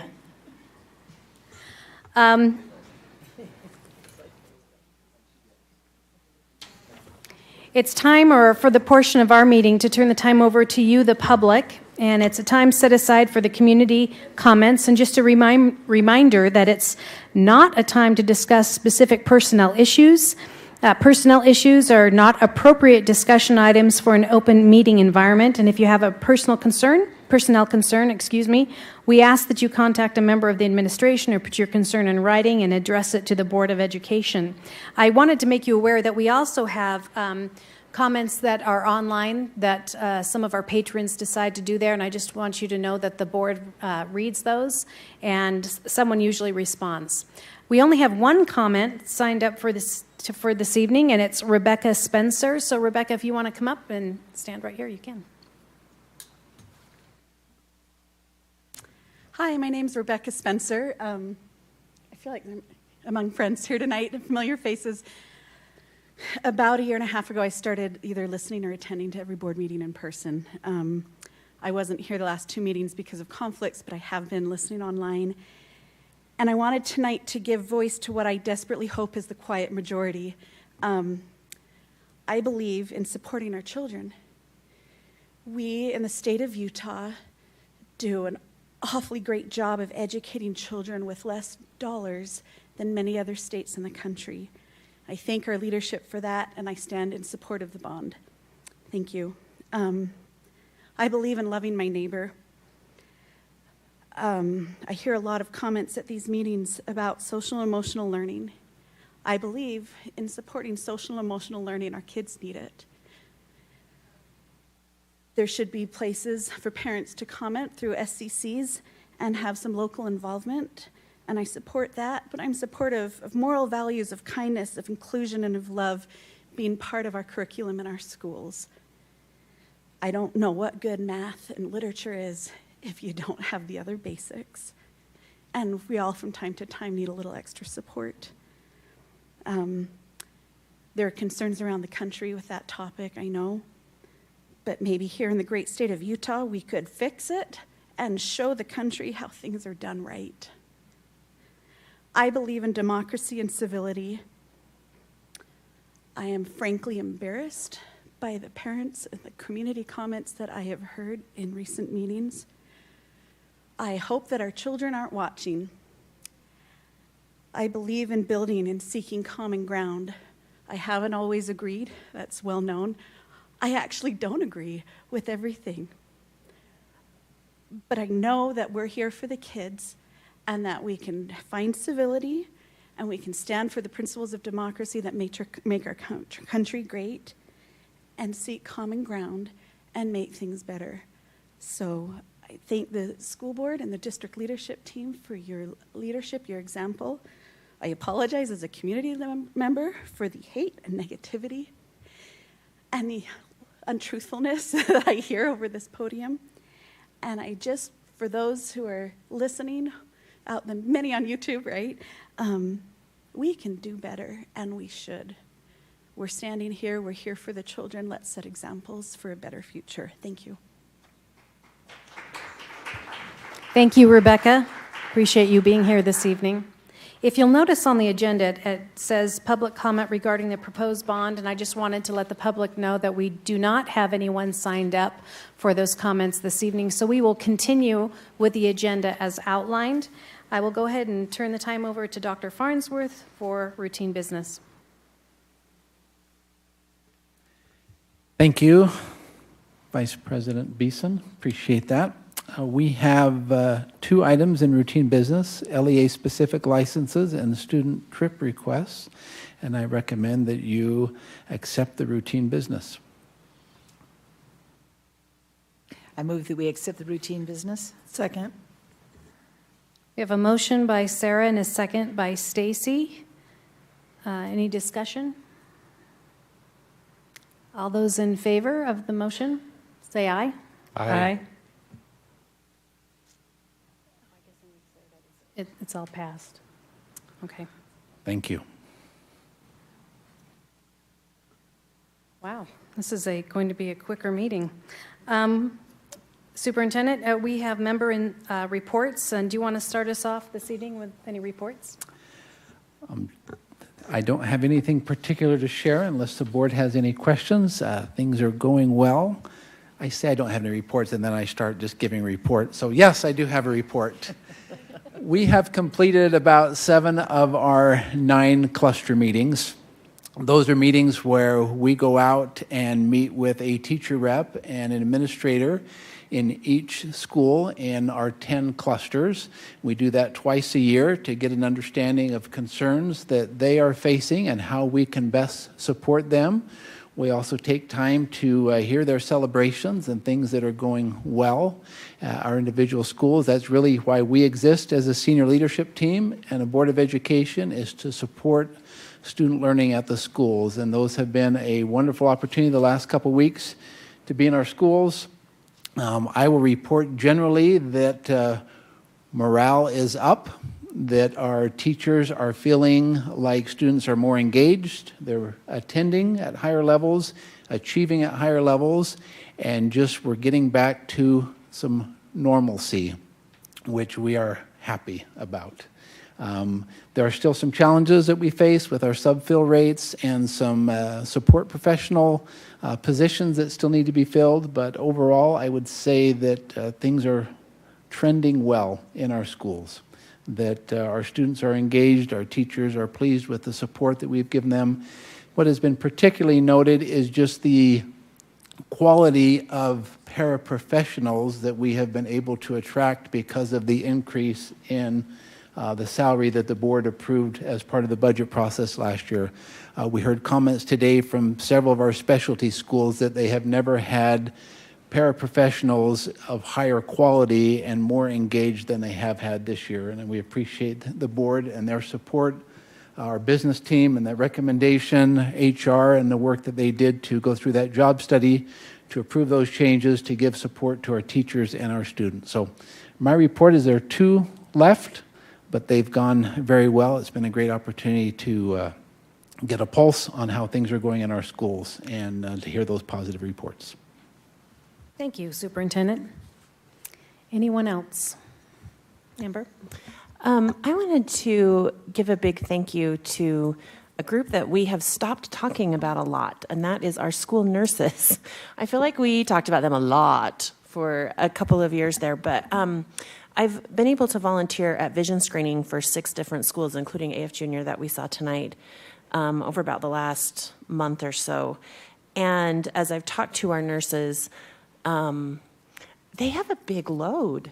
Most of our nurses cover multiple schools, 3 or even more for some, based on the size of the student body at those schools. And we talked about how they're checking on vaccinations and they're, doing vision screenings and they're doing all the things to make sure that our students are ready to be successful in their learning. And I just appreciate them. At every school, kind of a posse of nurses would come and help the nurse at that school, and the parent volunteers run the vision screening. And at every single school, we caught kids who need to be further evaluated. And so that's a great service that they're providing. And I just wanted to say how much I appreciate them and the mountains of paperwork they've been wading through this year to get our kids off to a good start. So thank you to our nurses. Thank you, Amber. Mark? I just wanted to, first of all, thank Grovecrest, which gave me the opportunity to read to their first graders. It was an amazing experience, and I want to go back as quick as I can. We had our USBA Board of Directors meeting this week, and I think that there is some confusion among the legislature on exactly how curriculum makes its way into the classroom. So I guess, I don't know if any of you have wondered about that. Is it the school board that just decides what topics are going to be taught in our social studies class? And anyway, I just thought it might be good to kind of review that process. Again, the State Board of Education comes up with the core topics and assessments, and they provide that to our district. The legislature, maybe more often than we would like, tends to chime in with new laws on a particular way that curriculum should be taught. The State Board of Education will then create standards and that will be passed down to the districts. We at our district have a curriculum experts that will create kind of a little more refined version of those state standards, particularly in areas like math. I believe that the district curriculum people would evaluate math books, maybe try them out in some schools so that schools don't have some resources to use if they want to go to that. And then we have that those resources are passed down to the schools, where really the teacher is the one in charge of curriculum. And they find ways of meeting the state standards while using a lot of creativity and imagination, because they really care about our students. And so I think that if somebody is concerned about curriculum, I think our schools would welcome more parents coming in, volunteering, helping, understanding. Their teachers love to have parents involved in their courses and love to help them understand curriculum. I think it's a very collaborative environment. I know in subjects where there's not a core curriculum from the state school board, teachers will collaborate across all the schools and find ways of kind of passing best practices on to each other.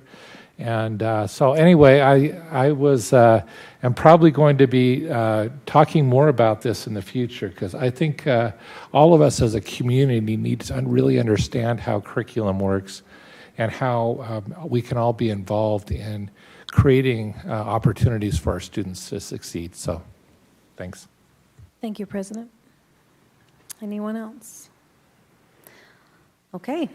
Well, we are in need of a closed session this evening to discuss personnel, property, litigation, and collective bargaining.